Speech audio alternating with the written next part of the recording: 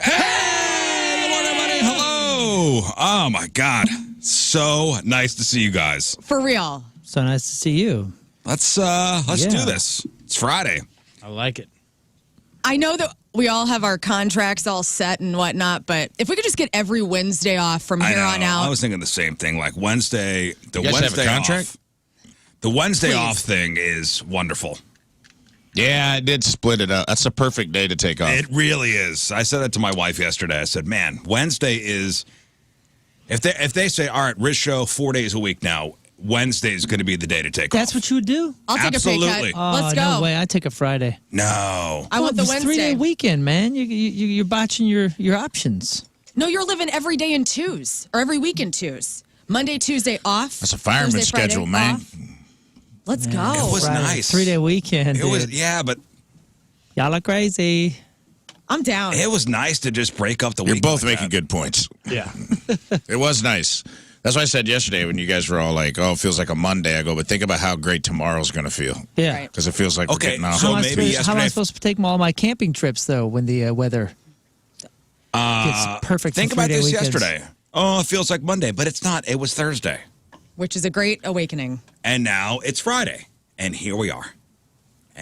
Scott, Scott's day to shine today. It's a very big day. It's a very big day. Scott's got, his one huge yearly duty is to monitor the groundhog. Yeah. Yes. And I have a direct feed. They're giving me updates. minute by Scott is minute. our groundhog correspondent. Has always been on the show. Yeah. You have Phil's phone number? Cool. I So do. he'll be monitoring Punxsutawney Phil today. That's right, woodchuck chuckers. It's Groundhog Day. Get up and check that hog out there. Yeah. Come here, Groundhog. That's right. So cute. So Punxsutawney Phil will be doing his thing at 6:20 St. Louis time. So you got 10 minutes. Okay. Scott. All right. Scott's got 5 monitors. Yeah. All angled at him. He's got 5 monitors This is wild. just watching every Every angle Punxsutawney feed. over there at Gobbler's Knob. And also, I got one on a top hat, which is pretty neat. Yep. Do you think that they have a strip club there called Gobbler's Knob? Jeez. There's gotta be. There's Please, gotta be a strip God. club somewhere in this great country of ours named Gobbler's Knob. Oh. Moon to the Googles. Moon has a Gobbler's Knob feedly. That's how he keeps in touch with all the strip club updates. I'm not seeing it here, Lloyd. No? Ah, dang Okay. it. It's a missed opportunity. I'm currently locking down the website. Good. Gobblersnob.com. Why don't you register .com, .net. .net, .gov, .org. .org. Yes, Daddy. All right, so you want some Groundhog Day stats? Give it to me. I mean, I got them. You might as well enjoy them as I read them. Nope. Do not put much stock in Punxsutawney Phil's prediction. He's been making them since 1886, and he's only been right 39% of the time. So you'd be better off flipping a coin, and that's what PETA would prefer they do down there in Pennsylvania. Cute 100% of the time, though. Punxsutawney Phil? Oh, yeah. Oh, those things are gross looking. No way, dude. Really? I would hug one in a heartbeat. Still, though, okay, so 49% of the time the groundhog's right. Still, 4% of people believe Phil is always right, 100% of the time. And the Groundhog Club claims he's never wrong. They say it's their fault sometimes for misinterpreting his language, which is groundhogese. Last year was the 3rd straight year Phil spotted a shadow, signaling 6 more weeks of winter. That's the usual prediction. Coming in today, he's seen a shadow 107 times, plus 1 partial shadow in 1942. He's only said no shadow 19 times that we know of. There are 10 years where there's no record. They used to eat Phil after he made his prediction, Yeah. Oh, God. which is not cool. Well, things have improved for Phil. They used to eat him. They served him up after his first official Groundhog Day back in the 80s, 1880s, that is, and said he was, quote, tender. Was this all part of Candlemas, which was the pagan holiday of which Groundhog Day came from? I don't know. You're the witch here. Yeah. All I know is Candlemass was a really cool 1980s doom metal band. Had a song called Solitude that's pretty worth checking out. Candlemass. Wow. Well, despite that fact that they used to eat him, officials at the Groundhog Club claim he's immortal. He supposedly drinks something called the elixir of life every summer. Adrenochrome. And they've been, harvested from babies. Mm-hmm. From babies. Illuminati, Phil. Whoa. Candlemass. And they've been using the same groundhog all these years. Candlemass says it's a Christian holy day. Christian festival on February 2nd, commemorating the occasion when the Virgin Mary went to the temple in Jerusalem, both to be purified 40 days later. Okay. Yeah, I guess that has something to do with Candlemass, February 2nd. Maybe. Right? Or just a coincidence. Isn't this the halfway point between the halfway point of winter? Oh, is that it? Maybe. Oh. Is that how this all came about? I don't know. I may just be making that That's up. tomorrow. So you were saying pagan something or other. So like Candlemass is actually a Christian holiday, and you're saying Groundhog Day was a secular version? Yes, I guess. It's all mixed. Or maybe it's just a coincidence. They just figured February 2nd. February 3rd is the midpoint of winter. Midpoint, okay. Yeah. Punk Stony Phil has a wife, and her name is... Phyllis. Phyllis, yes. Yeah, we she's talked about it a couple weeks ago. We all got a kick out of that. They've never had kids. The Groundhog Club says she doesn't drink the elixir of life and is not immortal. Wow. Yet again, dudes get everything. Hey. Except I'm free not- drinks at the bar. That's He's true. gonna That's be all right, I'll give you 100% sure that. that's Okay. the blessing. I did get a free drink this week. That's good. Which one's the Okay. blessing and the... You could show up to a bar without money and That's drink true. all night. That's right. I do have to wink at Okay. people, though, so I have to do something. Speaking of during Prohibition, Phil threatened to take drastic action. He said if they did not let him have a drink, he would impose 60 more weeks of winter. The Gobbler's Knob event attracts thousands of people. The record was around 40,000 in 2020. The next year, 0. They did it virtually in 2021 because of COVID. Before the Bill Murray came out 30 years ago, only around 2,000 people were showing up for it. Other cities had their own local groundhogs or other animals who predict the weather. The Groundhog Club considers them imposters. Like you got Lucy the Lobster in Nova Scotia. Knockoff. Nova Scotia. Wharton Willie in Ontario, Canada. Manitoba Burv. Whoa, did you just say Wharton Willie? Yeah. That's a sentence no one wants to hear. Wharton Willie. You have Manitoba R.I.P. to Merv Willie. in Manitoba. Balzac Billy in Alberta, Canada. I'm sorry, Ballsack? Now we're just getting silly. This is Balzac. Balzac. Excuse me. Wow. These are cool names, man. Balzac Billy's just a person in a groundhog costume. There's also Fufu the Hedgehog in Oregon. Cluxatawny Henrietta the Chicken in New York. What would our Missouri original. animal to see its shadow be? It'd have to be the Well, Missouri It'd have to be. Foxtrotter, right? It would have to be Tommy the Toasted Ravioli if he comes out of his. Comes out of the Considering toaster. there are bear, there's bears on our flag. It would have That's to be a Tony bear, Phil. which doesn't make all that much sense. If Meth's Tony Phil comes out of Tony my Phil. neighbor's house and sees When he his comes out of shadow the at lab. 6 a.m. while he's sweeping the alley. when it comes out of the meth lab and Yeah. he sees his shadow. He's scratching Spooked. It'd be a possum in a T-shirt that says STL. with the flag, with the city flag. A groundhog known as Milltown Mel was the headliner in central New Jersey, but he passed away a couple years ago, right before Groundhog Day.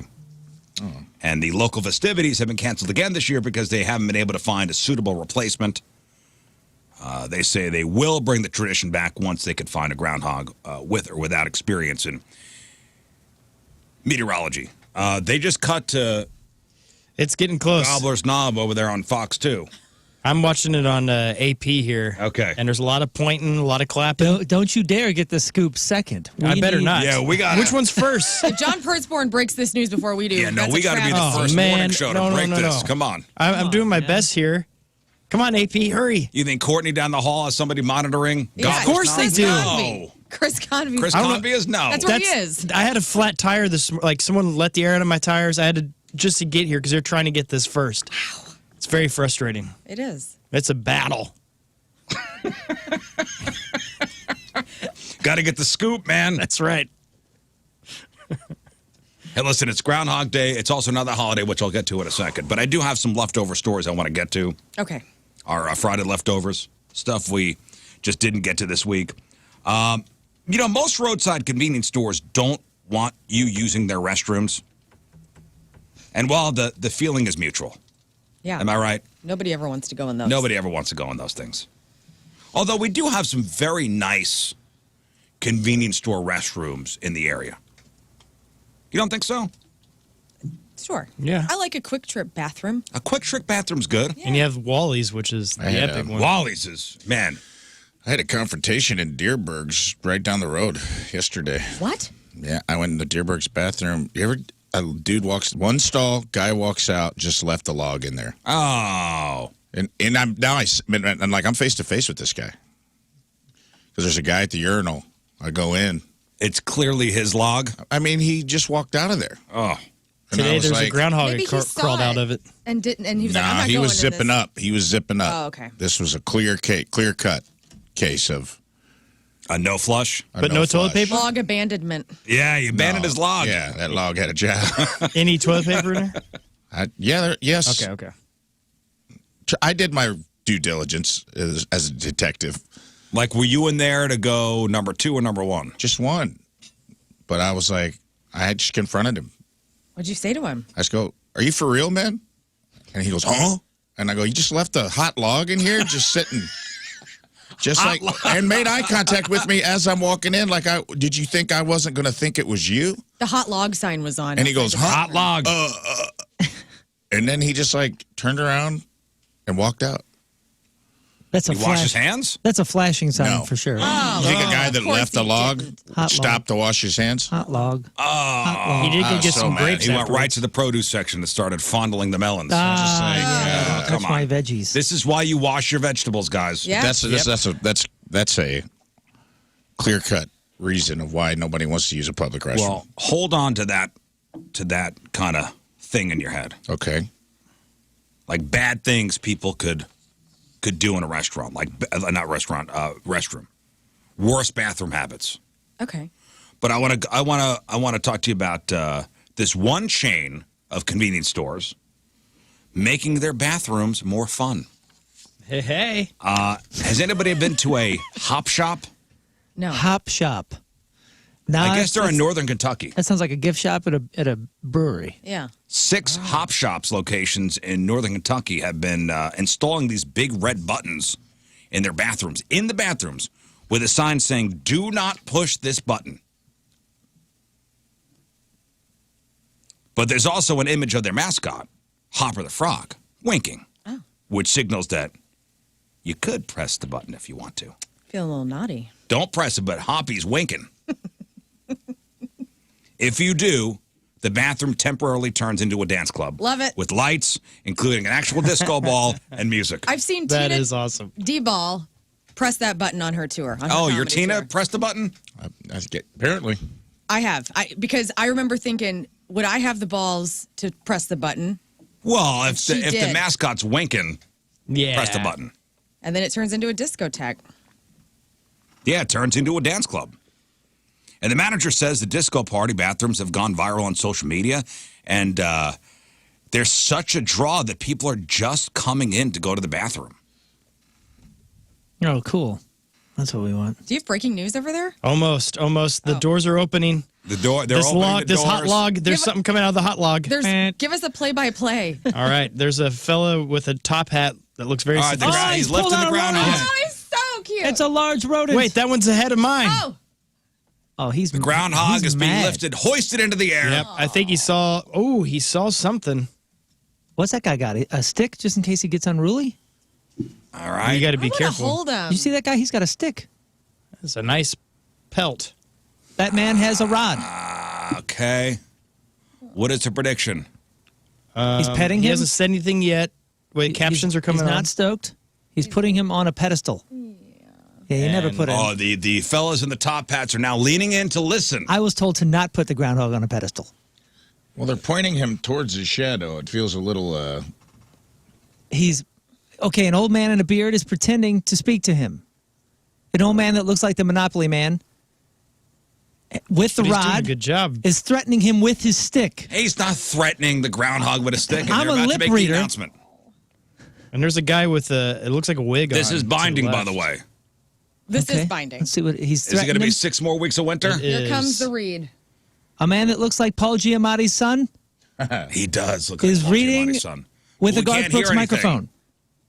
We don't have any audio. If only we could go Oh, here to he goes. the And now on audio. this February 2nd, Punxsutawney Phil, the seer of seers, prognosticator of all prognosticators, was awakened from his wintry nap at dawn at Gobbler's Knob.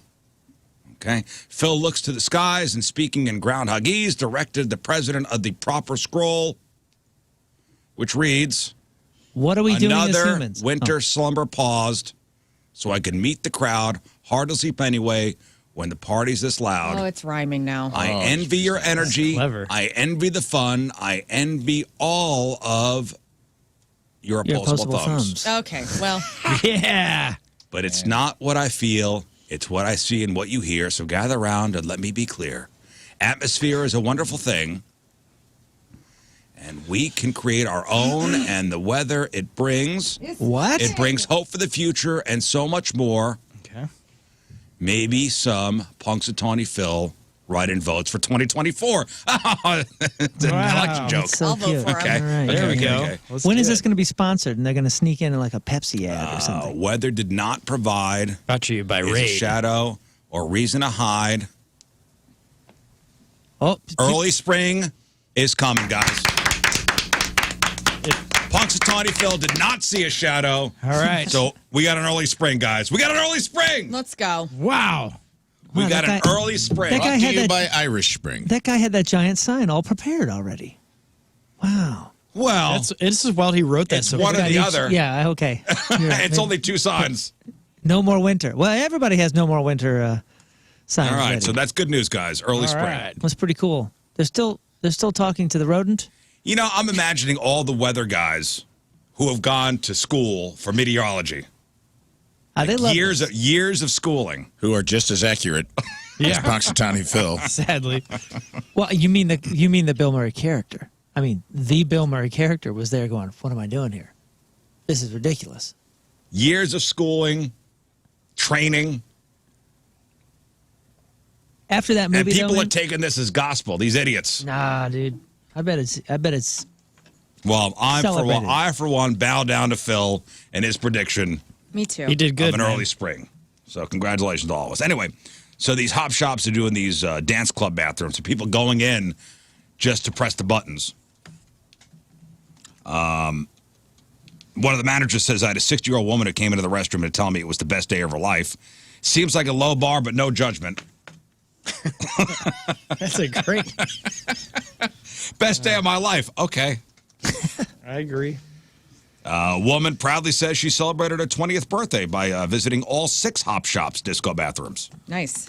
And the idea was to do something unique to bring people in, and hopefully they'll make purchases while they're in there. And they started by trying to do it in one bathroom, and it's been such a hit. They now have them in the 6 locations. Hey, are we supposed to wear a certain color on this day? What? Is like one of those days? Like everybody on TV all has red on. No. Is that a thing? Maybe because of Valentine's Day coming up? I don't know. Oh, okay. I wasn't sure if like you No, know. it signifies the blood spilled from the last groundhouse. From the Don't from make the me ground, cry at 6 a.m. right now. the blood From the- spilled of the the innocent original. groundhogs. the ancestors. All right, so Yeah, the streets of Punxsutawney will fill with the blood of the non-believers. yes, It's heart health awareness. Oh, is that for real? Carolyn says yes. Carolyn seems like she has the level head and knows what's going well, on. I was close. All right, so Rafe witnessed a hot log being left at the Deerberg Lucky. in a Deerberg bathroom. That's 6 weeks of extra winter. hey, to be honest, though, you can't fault that guy for bolting, man. Like, I mean, I don't know why you were there, but if you're in a bathroom at a grocery store, it is an emergency. Yeah. You have- but you you can have flush run after out of- an emergency. I understand. Was it And a wash your hands. I agree. Was it a There's- handle flush or was it a? You had to push. I agree. There's no excuse, but It I'm was just one saying, where it had like the little, almost like a button. if there's a time for side button? I kicked it for the good of humanity. Yeah, as you I gave get it the boot. I get it, but if there's a time for easier forgiveness, it's in a grocery store bathroom because somebody is there and they're against their will, and this is an absolute emergency, and everybody's embarrassed, and it's, oh my God, I got to get out of here. You can still flush. I'm not feeling well. We live in a society with rules. I didn't say I'm not it was judging the okay. man for being in there. I'm judging him for popping up, kicking the door open mid-tuck. I mean, he was walking out, tucking and zipping. I'm like, he didn't even like give it a second thought. You know, Dude's as in an there- avid camper, Dude's in there in an absolute emergency situation, and then somebody care. else comes in. apply- Oh, God, let's- nightmare I didn't on walk nightmare. in while he was mid-dump. Guys, let's apply the rules of Inception, camping. Second level of hell nightmare dreams there. Nah, I'm blocking this. I'm putting a block on you. That is wrong. That is erroneous. I didn't say it wasn't Moon. wrong. I just said it's We're forgivable. applying the rules of camping to public restrooms now. You leave it better than you found it.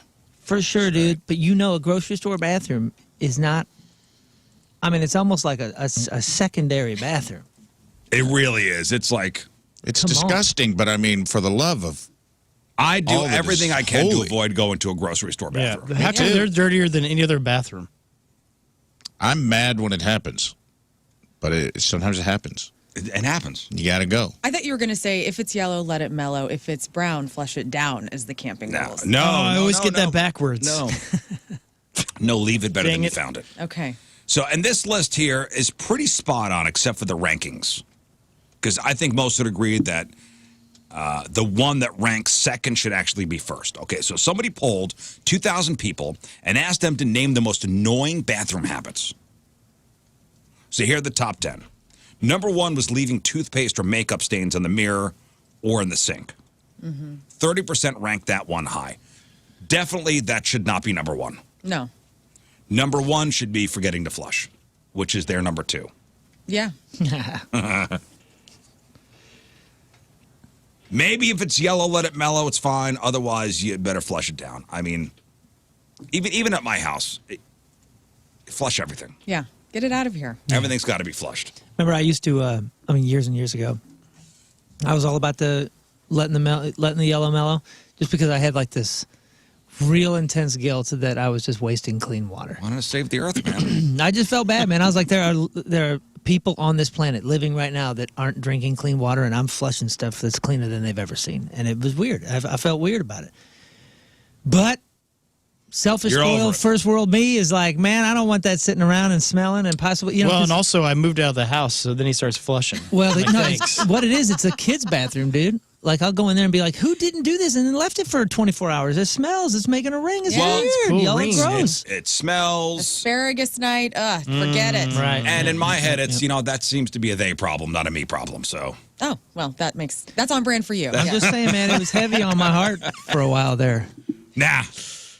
In fact, I flushed twice. Once. Oh, come on. I used to man. flush twice to make up for Moon's lack of Do flushing. not. You care about other people. I think you actually said that when I said it on air the first time. Number 3. I've changed my ways, but Number 3 worst bathroom habits: peeing on the seat. Yeah. On the seat, not on the rim, but on the seat. And speaking of that, Animals. yesterday I was at the urinals, and here we have 2 urinals, and then there's 3 toilets. And one of the urinals was open next to me, and a guy came in, and you just heard him start peeing instantly in the toilet. And then I was like, why couldn't you just go to the urinal? Next to you. Yeah, they go into the toilet, and then that's the guy that's probably peeing on all the seats in there.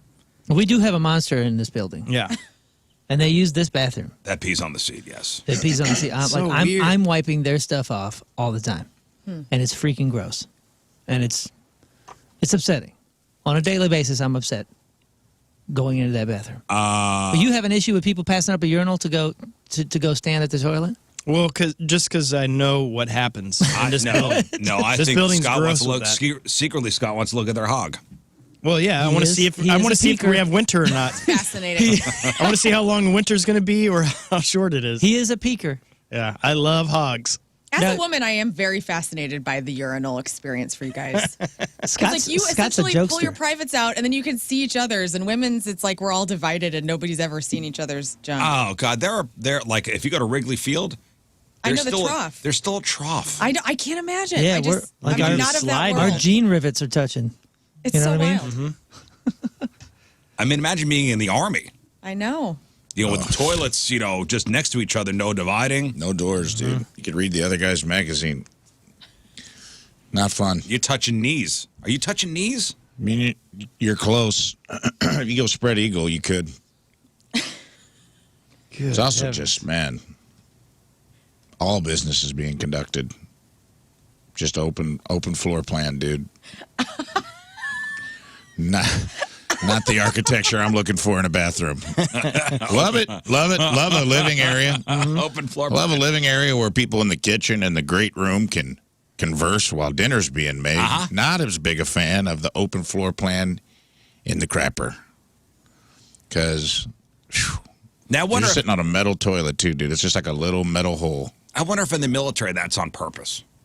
Like, because they could easily put up dividers. Well, I think they're trying to inundate we are one you, too. cohesive unit. Yeah.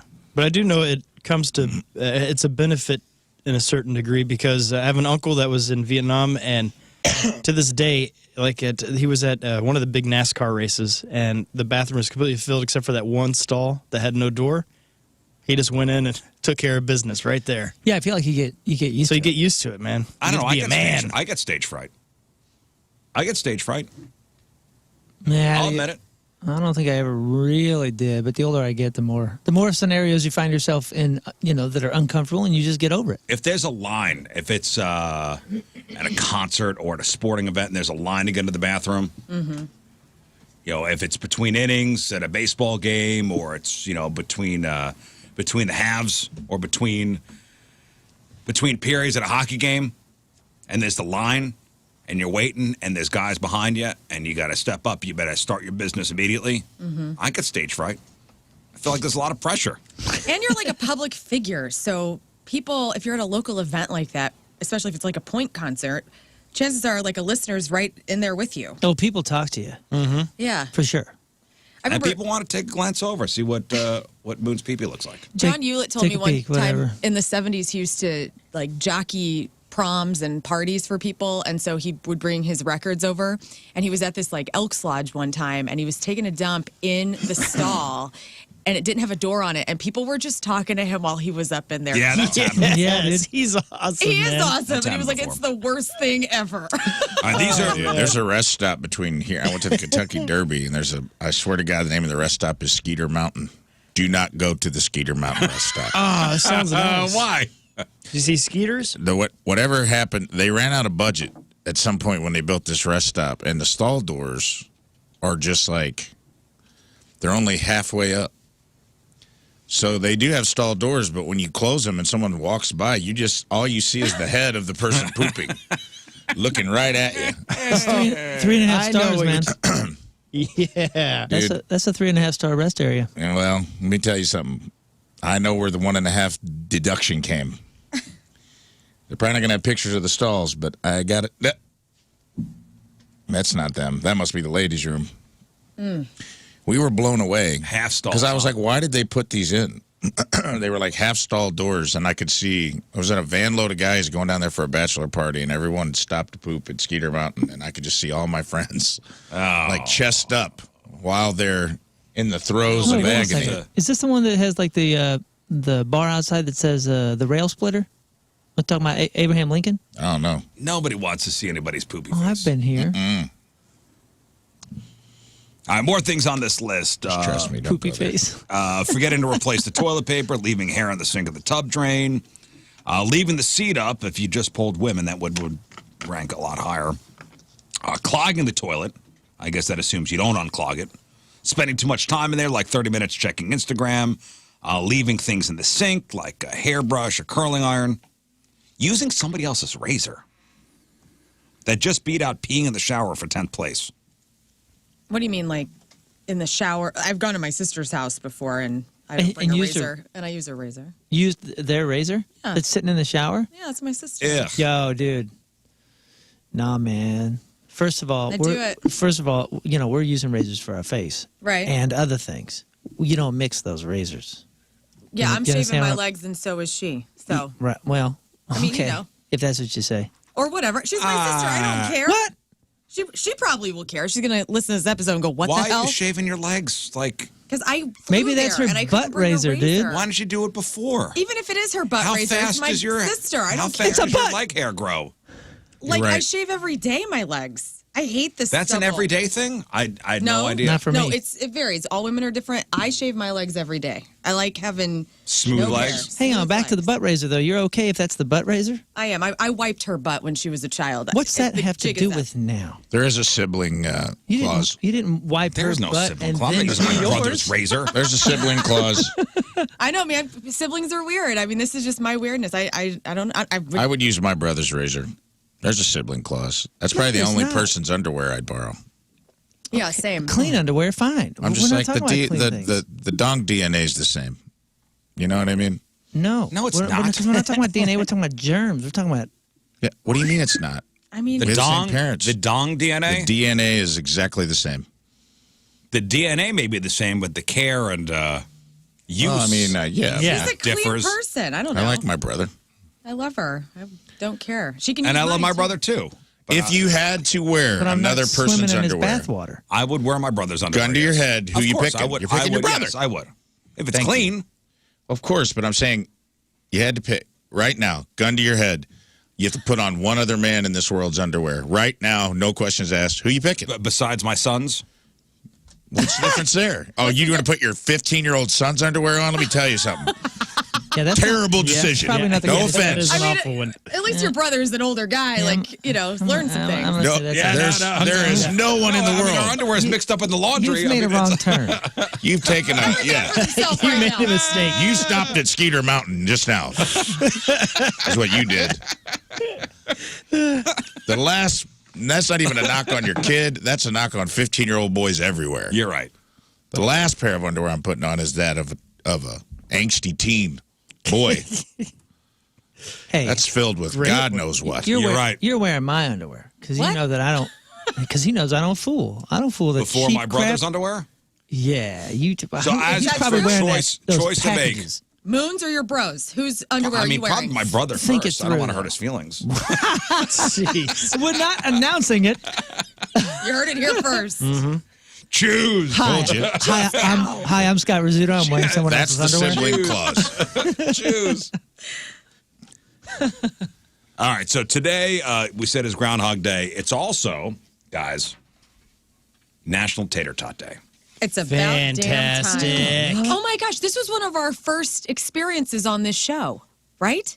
What do you mean? We talked about tater tots being the most epic of all potatoes. We're going to go over this list again because I have another list of forms of potatoes.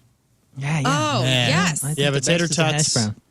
especially the heavy smoke one with seasoning on it. Oh. This So- is one of my first Oh, that memories is- those are of great. joining the show with you guys. Was So this tater here? tot. So today is National Tater Tot Day, which is something, and this is your first National Tater Tot Day on the show, both of you guys. So Oh, well. this is a big deal here. It's a big deal. This is a big deal here. Check the tapes. Tater tots were invented by a guy named F. Neffy Grigg of the Ore Company back in 1953. And they invented tater tots, or this guy did, as a way to use excess potato shavings that came from making their French fries. Wow. So they made the fries, they had all these, leftovers. What are we going to do? Originally, the shavings were sold as livestock feed. So the term tater tot is owned by Ore. Nice. So it's like Band-Aid. Like Yeah. Band-Aid is a brand. Right. Like tater tot is owned by the Ore Company. Like in Australia, tots are called potato gems. That's nice. And non-Ore brands have called them like tater treats or tasty taters, potato crunchies, spud puppies. I like that. Spud puppies. Oreda's that's the website. way it's- man, Oreda's that's it. website calls these imposters imitators. That's right. Oh, sorry, they came up with a cooler name. No, you can't no. Tot. Spud puppy? Tot's way better. Tot. I don't. If I said, "Hey man, you want some loaded spud puppies or you want some loaded tots?" You're going tots all day. Yeah, because it's ubiquitous for us. It's like, That's the stuck, point. stuck in our brain. It's try to I don't reset. like Try to zoom Spud out a Puppy. little bit. You like Spud Puppy's hysterical. That's amazing. I mean, Sounds like a cool cartoon. so show. imagine when you went into Long John Silver's or whatever that place was, and they said, "You want a hush puppy?" And you're like, "I think I do." I think I do. Because I know what a hush puppy is. But before you did, you heard the name and you go, well, yeah, that seems like a good price for, what is it? Doesn't matter. I'm going to try a hush puppy. Spud puppy. That's hysterical. I love it. You can buy them frozen right now on DoorDash. And you know what's crazy is people thought, originally these were the unwanted parts of potatoes, and it was all about marketing. Like, they marketed the hell out of these things. And actually, I think tater tots are more expensive than regular French fries. Yeah. All marketing. All marketing. Every year, They're Americans... also just good. It's not just marketing. Superior product. They're good. What I'm saying is, what was once just going to be livestock feed, Yeah. Well, is now the more expensive of the two, potatoes and French fries and tater tots. But every year, Americans consume 70 million pounds of tater tots. Golly. Mostly children. Hey, listen, if there's tater tots on the menu, I'll do I too. think 75% of the time I'm going tots. Yeah, I contributed that But last man, year. they got to be well done. They got to Yep. be good. They got to be well and done. you don't even have to work hard to make them good. And that's the biggest point of disappointment is when you go to a place and your kids get tater tots or you do or something like that, and you try them and you go, oh, subpar, because you're But like, you remember didn't school have to work lunches? very hard to get this good. In school lunches, they were usually kind of soft and everything, but yet they were still like, it's better than most of the things on the menu. Those frozen ones, the Oritas. maybe it's the Oritas, yeah, whatever ones you get. The air fryer really changed that. Yeah. Yeah. You know who's got great tots is Corner Pub. Corner Pub and Grill. Really? They got good tots there. Just tell them well done. He mentioned those heavy smoke ones. Yeah, heavy smokes. Those are like Top. Premium. But those size. are like loaded, aren't they? No, No, they they- do. They have they have three different versions, I guess. They have the regular, the seasoned, and then they have the loaded with all Yeah, kinds with of all goodies. kinds of stuff on there. But that is the must. Yeah. Like, it's the best. Try in the just area. the seasoned ones, and you feel like, whoa, this is something I want every couple days. Now, I do have a list here of the 13 best forms of potato. Here we go. I'm just going to tell you that tater tots are number 6 on this list. We'll trash this list because this is over. And they say, tater tots, the children's potato adults love. It's like somebody couldn't decide between hash browns and French fries, so they met in the middle. And that's kind of true. Actually, that's That's a not good bad. way to describe tater tots. Show me hash brown on that list. Yeah. Hash browns are number 8. Yeah. What? Come on, that should be numero uno. Hash browns, the only true breakfast potato on this list. The downside, they're a bit too categorized, and eating them outside of breakfast just feels wrong. Well, I don't me. know. I love hash browns. That is wrong. Love hash browns. Show me baked potato. Now, when I say hash browns, what are we? There's two. There's like the flat, kind of just like Shredded potato? Shredded, yeah. Yeah. The shredded ones, and those got to be cooked perfect. And then the next one, I hate to say it, but it's the belt buckle, The McDonald's belt. the McDonald's belt buckle. It doesn't have to Yeah. be McDonald's in That's particular damn because near a that's a hash little brown.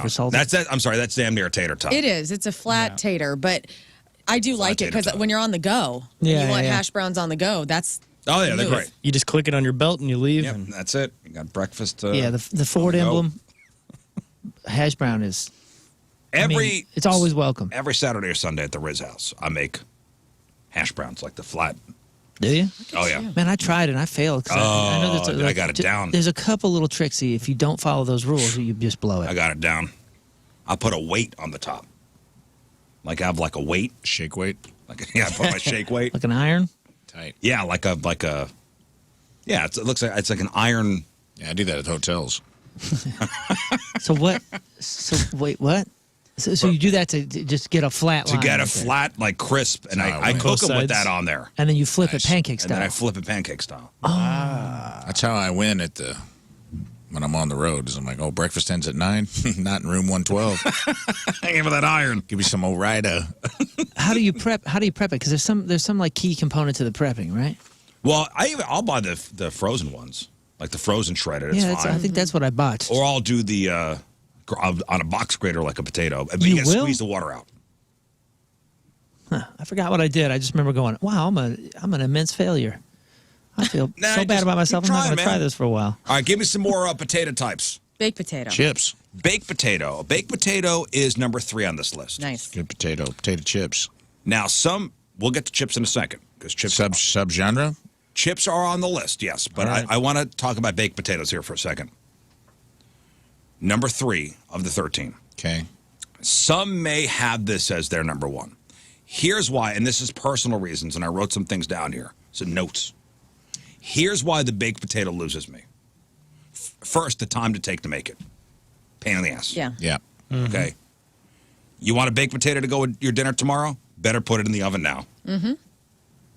Okay. The second reason is how downright mediocre they are by themselves. Mm-hmm. Like when you think of a baked potato, you're more likely thinking of it at least partially loaded. Mm-hmm. Because that's the only acceptable way to eat it.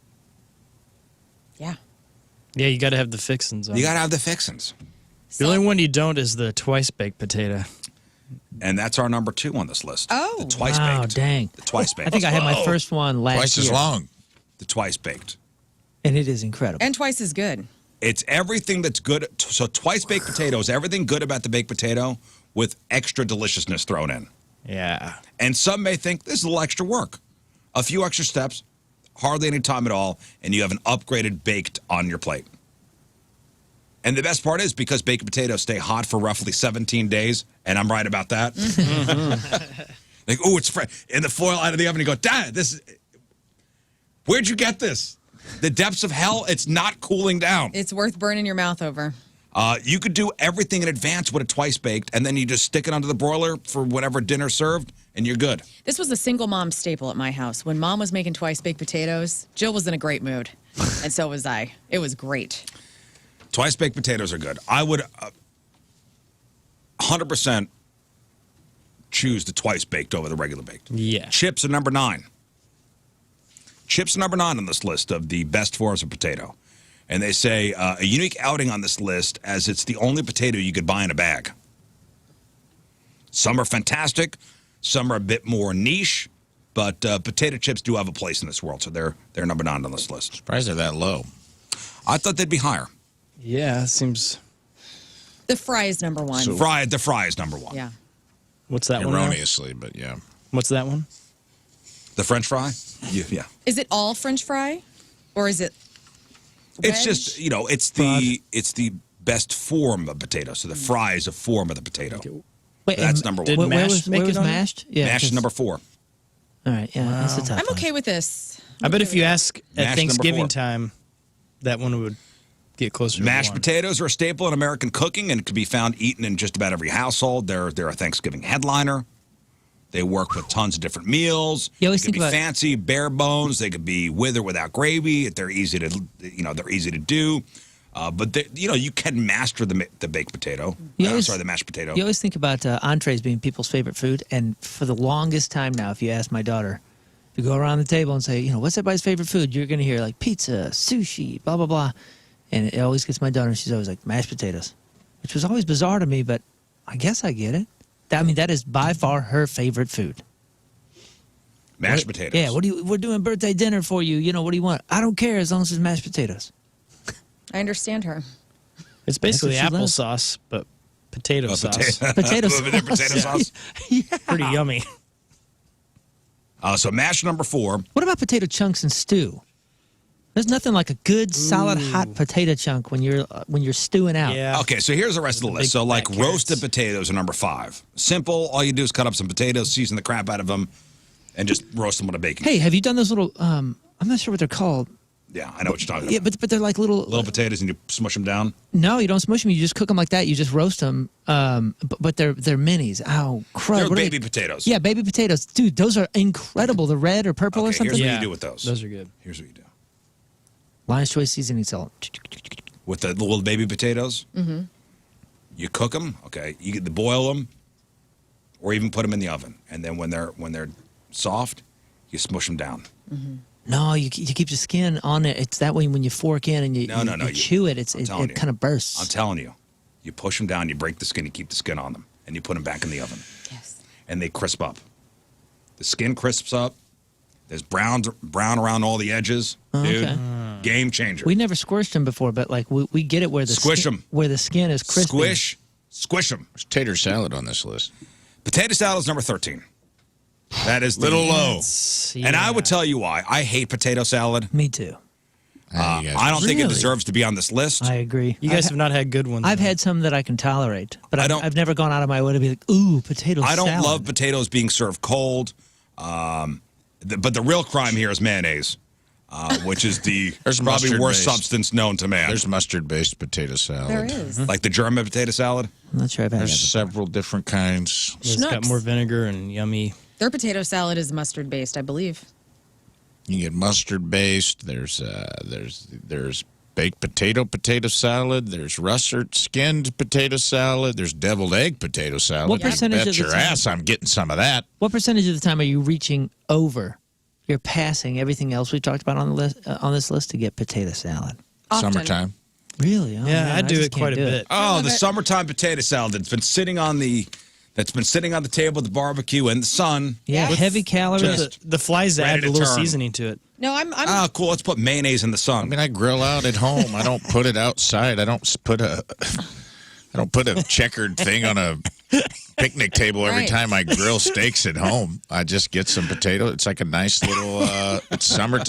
Yeah, nothing really goes down smooth on a July 101 degree day, like a piping hot baked potato burning your esophagus all the way down. Like sometimes it's nice to have that little cool treat.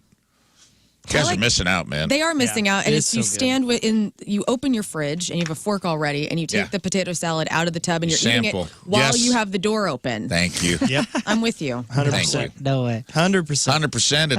It's like your little private appetizer while you're making your plate. I Well, would even say it deserves top 5, and I think French fry falls out okay, get out of here. because it's so common. I got and they're not French that fries the exciting. king of potato, and you know that. They're not that exciting. Unfortunately, Though. it is. Okay, potato salad is lucky they made the list. Agreed. Potato skin is number 7. Overrated. Oh, I agree. Big time If it's overrated. done right, I agree. man, that's like a 13-year-old's.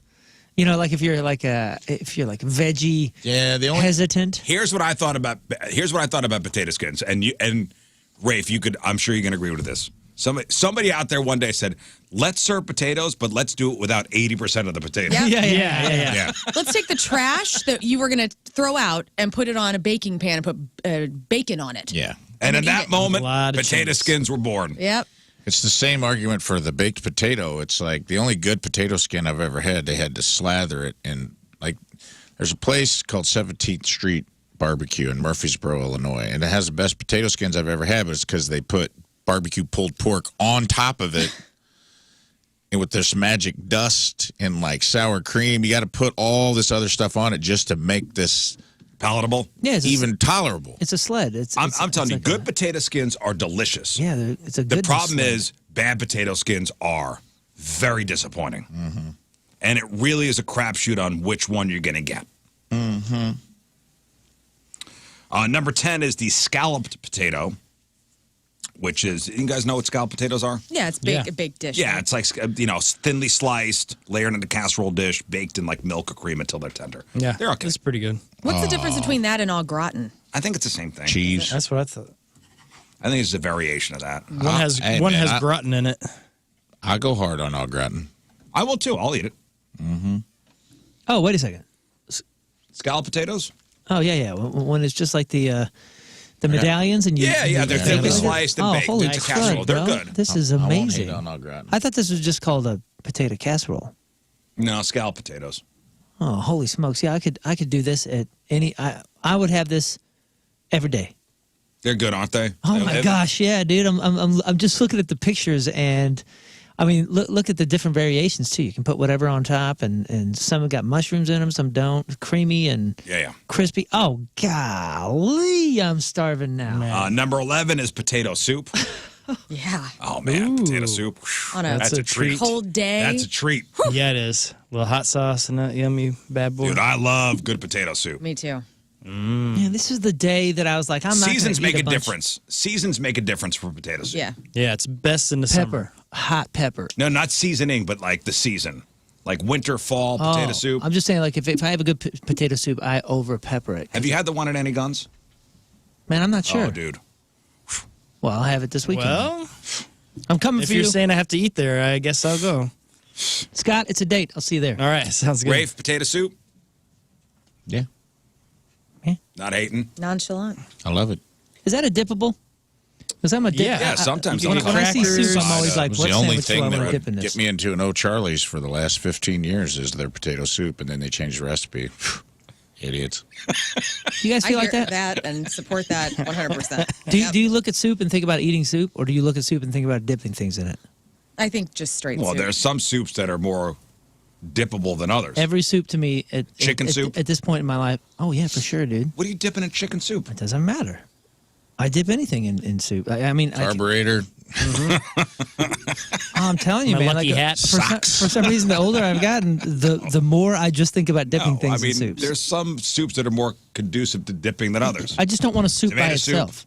Yeah. Potato The soup, only soup clam like chowder, French onion soup is a good French one by onion itself. soup.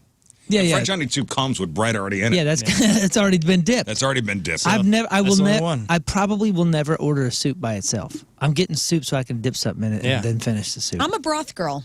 I just love broth. Yeah, I'm not dipping anything in chicken soup. Why not? What am I going to dip in there? Well, what would you dip in something else? Your toes. Well, you do a tomato soup with a grilled tomato cheese. Yeah. soup with either Don't you guys or bread put crackers in them?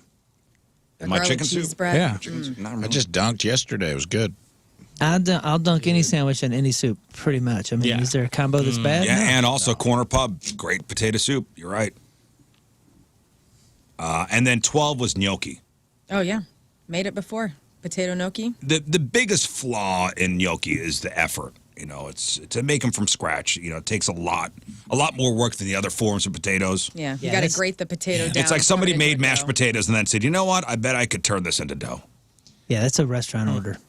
Where did we go? We had some good gnocchi somewhere. Man, that's going to haunt me. It's going to haunt my brain all day long. Was it the tavern? I think I could. No, was it the gastro pit? Might have been. I got some. Let's look that up. SpaghettiOs needs to do a Pinocchio's. Pinocchio's? Rizz, Yeah. do you make your own pasta at home? I do sometimes. I got a pasta maker I've yet to use, and it's a lot of effort. And I'm like, I don't know if I should do it or not. I gotta have like on a Sunday. Yeah, Like I gotta like be in the real mood for, and I get the kids involved, that's nice. and you know then we start yelling at each other, and you're not doing it right, and then God, I'm gonna do it myself. Family. That's how that usually turns out. Hey, did you dig or do you dig potato vodka? I had drank some of that on New Year's. Isn't all vodka Yeah. potatoes? No, like Tito's is corn. Oh, is it? Interesting. Yeah, some is and some isn't. But I feel like there was some sort of specialty potato vodka that we had years ago that we really liked. We may have. I drank some of that on New Year's. Put me on my ass. I have yet to been to go to Freddy's. Freddy's frozen custard and steak Oh, burgers. man. My That's a treat. children love it. It's a treat. It's their favorite place. Headline KSDK, growing burger chain opens 18th St. Louis area store. Nice. Dang. More on the way. What's their menu look like? I don't know. Everything Steak and Shake should have been. But, That's how my kids describe it. It's kind of a blend of all your popular fast food places because you can get their regular sandwich, but you do a California style and it's very in and out. Well, they're It's saying yummy. like so Monday is they're going to open up their newest local store here on Doherty Ferry, 2945 Doherty Ferry in Valley Park, which I think was the old Arby's. I think it was an old Arby's there, if I'm not mistaken. Yes, by the Starbucks there, Big Bend. Across the street. Doherty Ferry. Yeah. Doherty Ferry Doherty and Big Ferry Bend. and Big Bend. Yep. So that's the 18th location in the St. Louis area. They're continuing to expand in the coming year. Currently building a Fenton store. That's going to open in July. Golly. They're actively looking for more locations in the area. Yeah, I've yet to go, and I hear great things. I think maybe from you. Yeah, my kids just. It's a great road trip place too because if you're trying to eat fairly healthy, you get that California one and you're like, well, not too bad. You don't get the fries, you're good to go. Yeah, the fries are kind of the shoestring. They're Steak and yummy, Shake. though. They are good. Everything on the menu is solid. Hot dog, crispy chicken club, What's on grilled the chicken club, click savory sides? chili cheese dog. Have you been to a Freddy's yet? Nah, I'm still thinking about that gnocchi, man. Where was it? Yaya's in Chesterfield. Oh yeah, Freddy's fries, onion place is rings. good. It was like a hand-rolled potato gnocchi, roasted chicken, gorgonzola, cream spinach, spiced walnuts, and got me a little aroused. I'm not going to lie to you. Yeah, Best gnocchi good. I've ever When had. was the last time you were there? It wasn't too long ago, like around Christmas. Always. Shout out to Yaya's. That's a good place.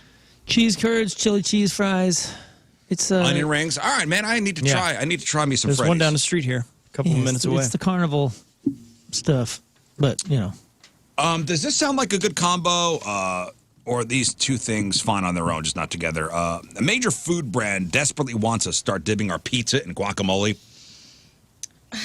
So Hormel Foods owns the brand Holy Guacamole. So they're behind this push here.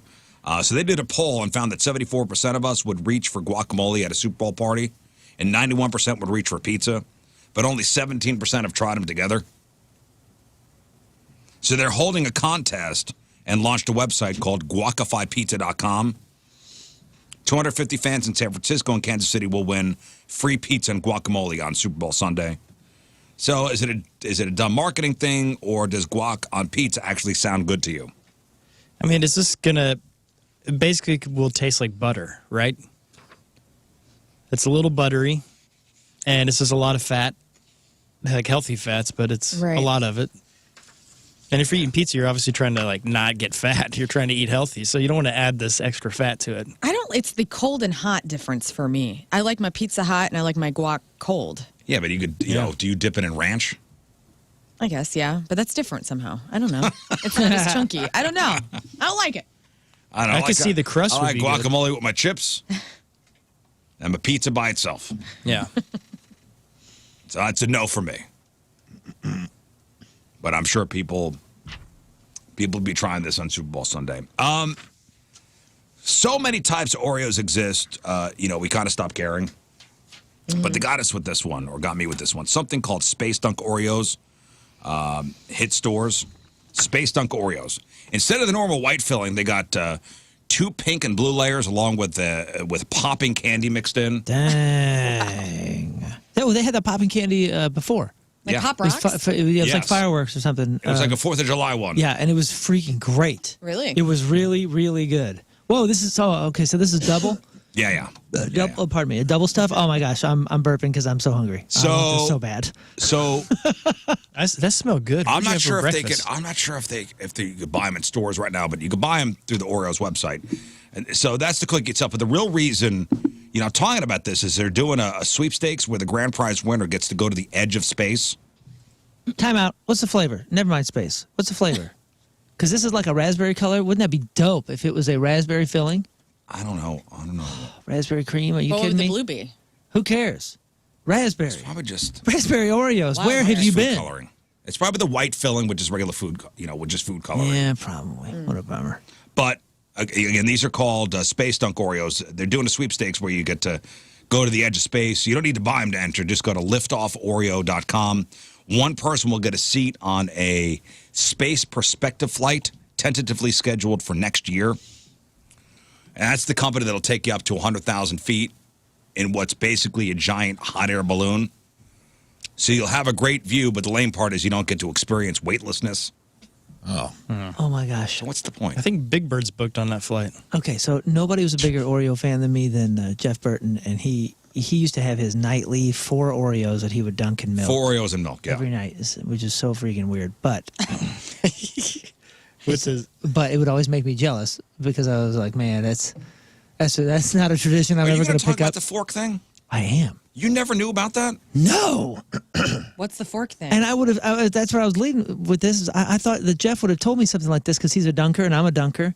And look at this. I just came across a video that says the perfect Oreo dunk. So you stick the fork into the filling and it just kind of stays and sticks It's there. like a handle. That way, yeah. And that way you don't have to risk, the cookie breaking off if you're holding it too long because I'm like an 8-second holder. And this way you get the whole cookie dunked. Are you kidding me? You can hold it under till the bubbles stop This is a life changer. without your fingers getting cold. Because I've seen this one, where they take the whole tray and they fill the middle with milk, like the center tray with milk, and then just dunk in there, and that's cute. If you're going to clear kill a if you're sleeve. going to clear 2 sleeves. Right. I'm not going to do that. I like to leave it in the counter overnight. I'm going to try these space ones though. I'm assuming they're available. Somebody said you get them in stores now. Sweet. I'm doing it. Look at this fork thing. This is brilliant. That's great.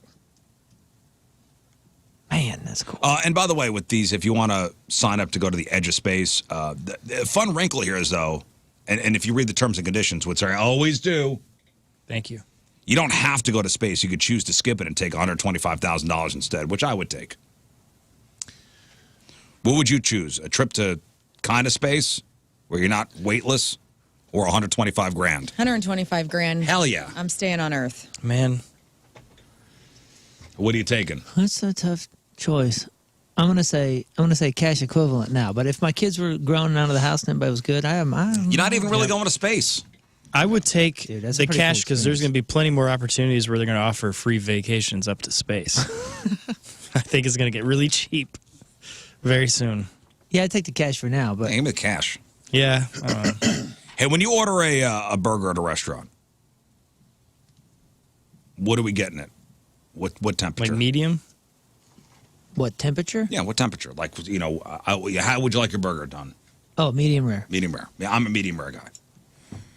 You're Just not- give me you're the not coming to Impossible dinner. burger. I know. You're I'm coming not to even dinner. I invited. just want rare. It's Rafe, what are you getting it at? What temperature? Burger? Yeah. Getting a burger. Medium. Depends on where it's at. Medium to at home. If I'm cooking them up, I'll go mid-rare. So medium rare. What are you getting it, Scott? no, I would do medium. Medium. Never above medium. I don't want a puck. So an American tourist in Canada posted a photo after they ordered a burger at the Toronto Airport Hilton. They had to sign a waiver to get it cooked medium. Oh, because it's A waitress took their order and brought the burger and then handed them a food waiver that said they couldn't sue if it made them sick. this is a Canadian health thing, maybe. It's actually not a new thing. Canada has laws in the books and has for years that say restaurants have to do burgers well done to kill off any possible E. coli. That's at least 160 degrees. You might as well eat a hockey puck. Yeah, that's not even Yeah, good man. anymore. And all the No. nutrients is now completely gone. That's like eating a campfire. You ever tried like a well done burger and you bite in and just go, God, Oh, this it's tastes awful. like campfire wood. That gets rid of the vitamins and everything in So there. that's at least 160. So taking a burger, that's eating carbon. Yeah. Medium is 140 to 145. Like I like my burgers at 135. It's like medium rare. So the person who ordered it said they didn't even end up eating the burger. They took a couple bites, but being told it might kill them kind of ruined their appetite. Which, get over it. Stop that. A spokesperson for Hilton said it's something they do at that specific hotel, but it's not standard practice for Hiltons in the U.S. But I didn't realize that was a law in Canada. They're so weird up there. I know. Well, remember, man, they're paying for your health stuff. All your health costs are so much cheaper. Yeah, but because I want to know how many people actually got E. coli from eating a burger cooked under 160. I'm just saying things are going to be slightly different because I like how they do they're that. taking Strange care up of there. They people with destroy health. the minerals and vitamins of it and yet give you free health care. Well, it's not about doing that. It's about just making sure that the restaurants are protected and the government is protected as far Government. Yeah. as far as you getting sick Government. on their dime. That's all. All right, so is this next thing here, is this bad parenting or just desperation? A daycare in Pennsylvania been having issues with a cute little girl who's got a very dirty mouth. Learn? Yes. Now, she recently learned some curse words, including the F word, Oh, boy. and she won't stop using the F word around other kids. So the girl's mom told the daycare it's okay to stick her in the bathroom and just let her get it out of her system. Good parenting or... She's just in there looking at herself saying the F word. Well, and I got audio. So somebody who runs the place set up a camera with the mom's permission, and they post the footage on TikTok. Like it's close to a full minute of this little girl cursing like a sailor. Here you go. Since we've had some issues with cussing. Okay. We are not cussing anywhere but in the bathroom. Okay. And we are not going to give the finger anywhere but in the bathroom because we can't teach our little friends that we're doing this. So she's saying the F word and giving every kid the finger. Ote. Little friends that we're doing this. Okay. So mommy said it's okay for you to do this in the bathroom. That way you don't get in any more trouble and we can move forward. Got it? Yeah. Only in the bathroom. Okay. All right. Teacher leaves.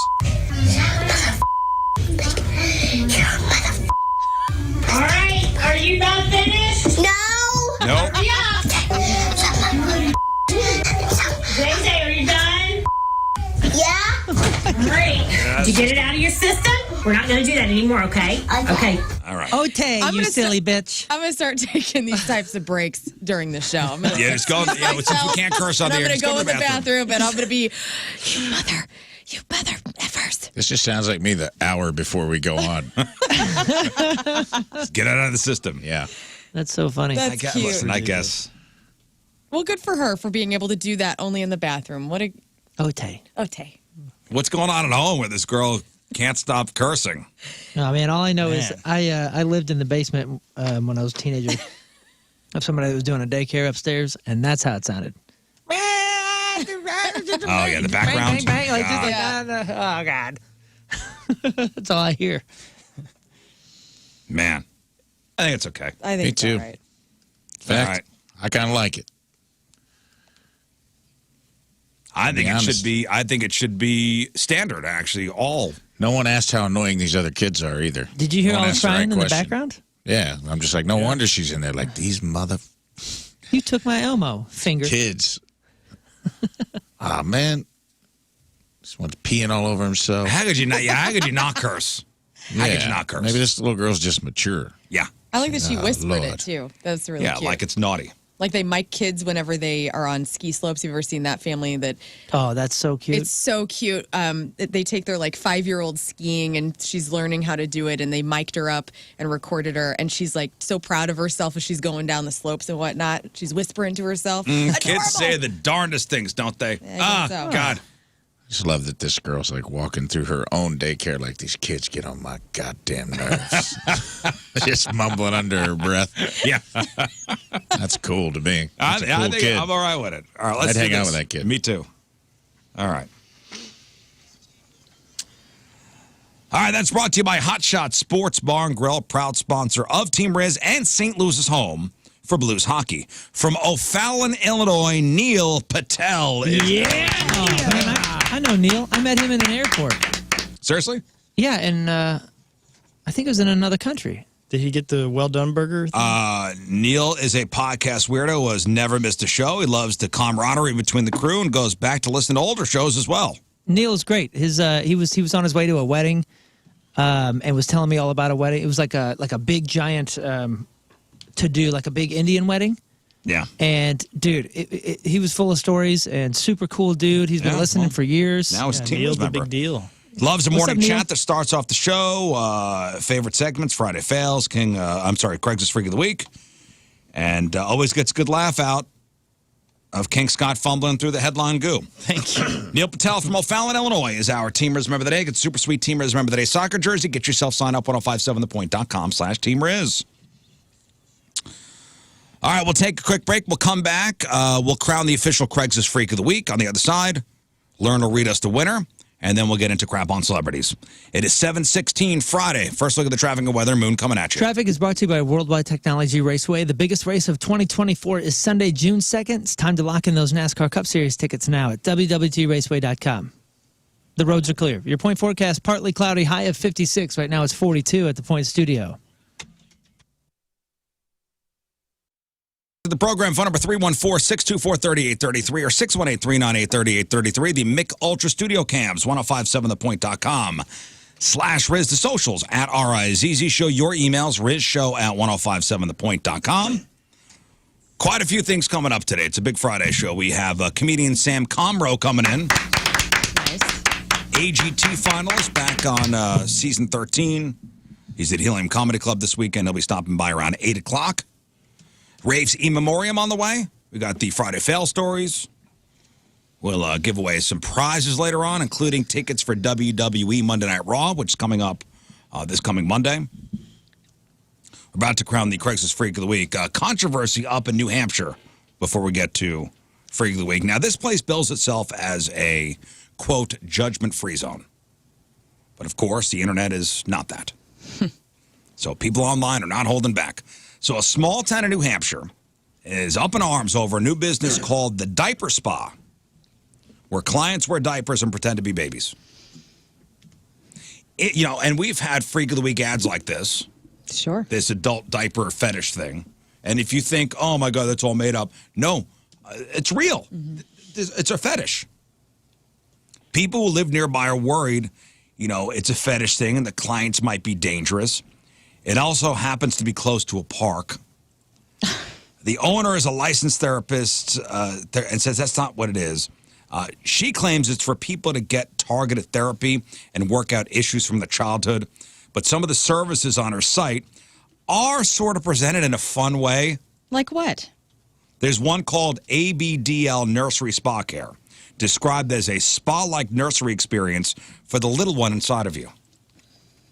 ABDL stands for Adult Baby Diaper Lover. And a 2-hour session costs $600. Damn. There's also a virtual play date where for $200, you could do a Zoom call with a therapist, and for $1,500, you could book a one-night diaper B&B that comes with, quote, top-notch care and pampering services. Yeah. Wow. I was wondering how long it was going to take to work that in. It's a fetish thing. Yeah. This is an ad. It's therapy. I guess if I go to, a strip club on the east side, that's kind of therapy, too. Sure. Relaxes people. It does relax people. Let's call it what it is. Therapy, my ass. How much for lap therapy? $20. 100 a song. Okay. More than 500 people have signed an online petition to get the place shut down, but at least one person who lives there does not take issue with it. A neighbor in her early 90s thinks people should chill out and said it doesn't bother her at all. Yeah, I bet it doesn't bother Bernice because she's sitting in a diaper already. That's true. True. All perspective, man. True. No rules.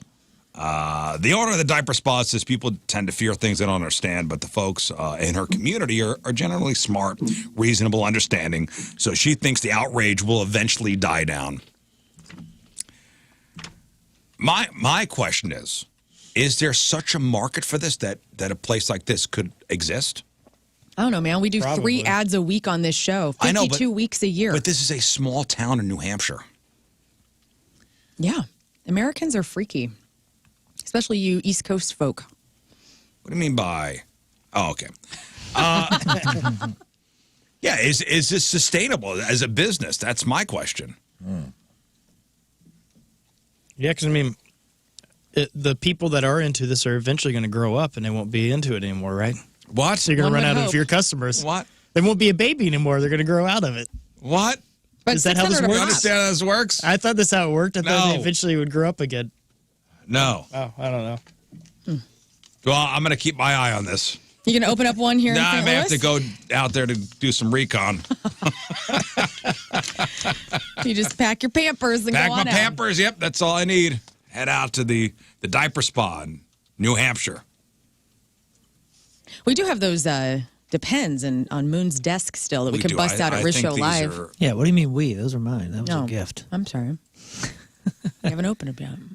Yeah, but I think this is not like Depends. This is like baby diapers. How do they fit their big ol' ass in baby diapers? I think they probably make like fetish ones. Ew. I mean, I'm not kink shaming. Oh, you just I just ewed. judged. You just ewed. I just did. I'm a judge.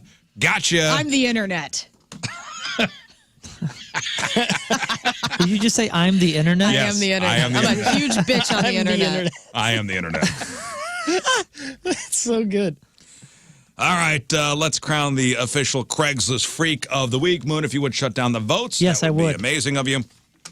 All right, here's how it all shook out. In third place, now one of these three will be moving on to the Freak of the Year tournament. In third place, with 13.5% of your vote, it was nominee number 3, Shames Brown. Oh, Shames Brown. This guy just wants It's erotic humiliation. yeah, he wants to be shamed. Honestly, it's not too far out of the realm of the basic shaming that we wanted. No hitting of any kind. No, it's a no contact fetish thing. Right. No Yeah. hitting. You're not going to physically humiliate him. It's a verbal role play thing. Which pretty much takes him out of the running for this competition in general. He's almost just a hey, thanks for being here. You've registered. Now you're a contestant. But he does Goodbye. have an ugly penis, and he wants you to talk about that. While he joes. Yeah. So there you go. In third place, James Brown. Your runner-up with 19.4% of your vote, it was Swing Crosby. This is a dude and his wife going on vacation, and they're looking for other couples. The wife gets self-conscious about her nips because they're dark compared to her pale skin, but that's okay. She's pretty much going to be down with anything, hopefully.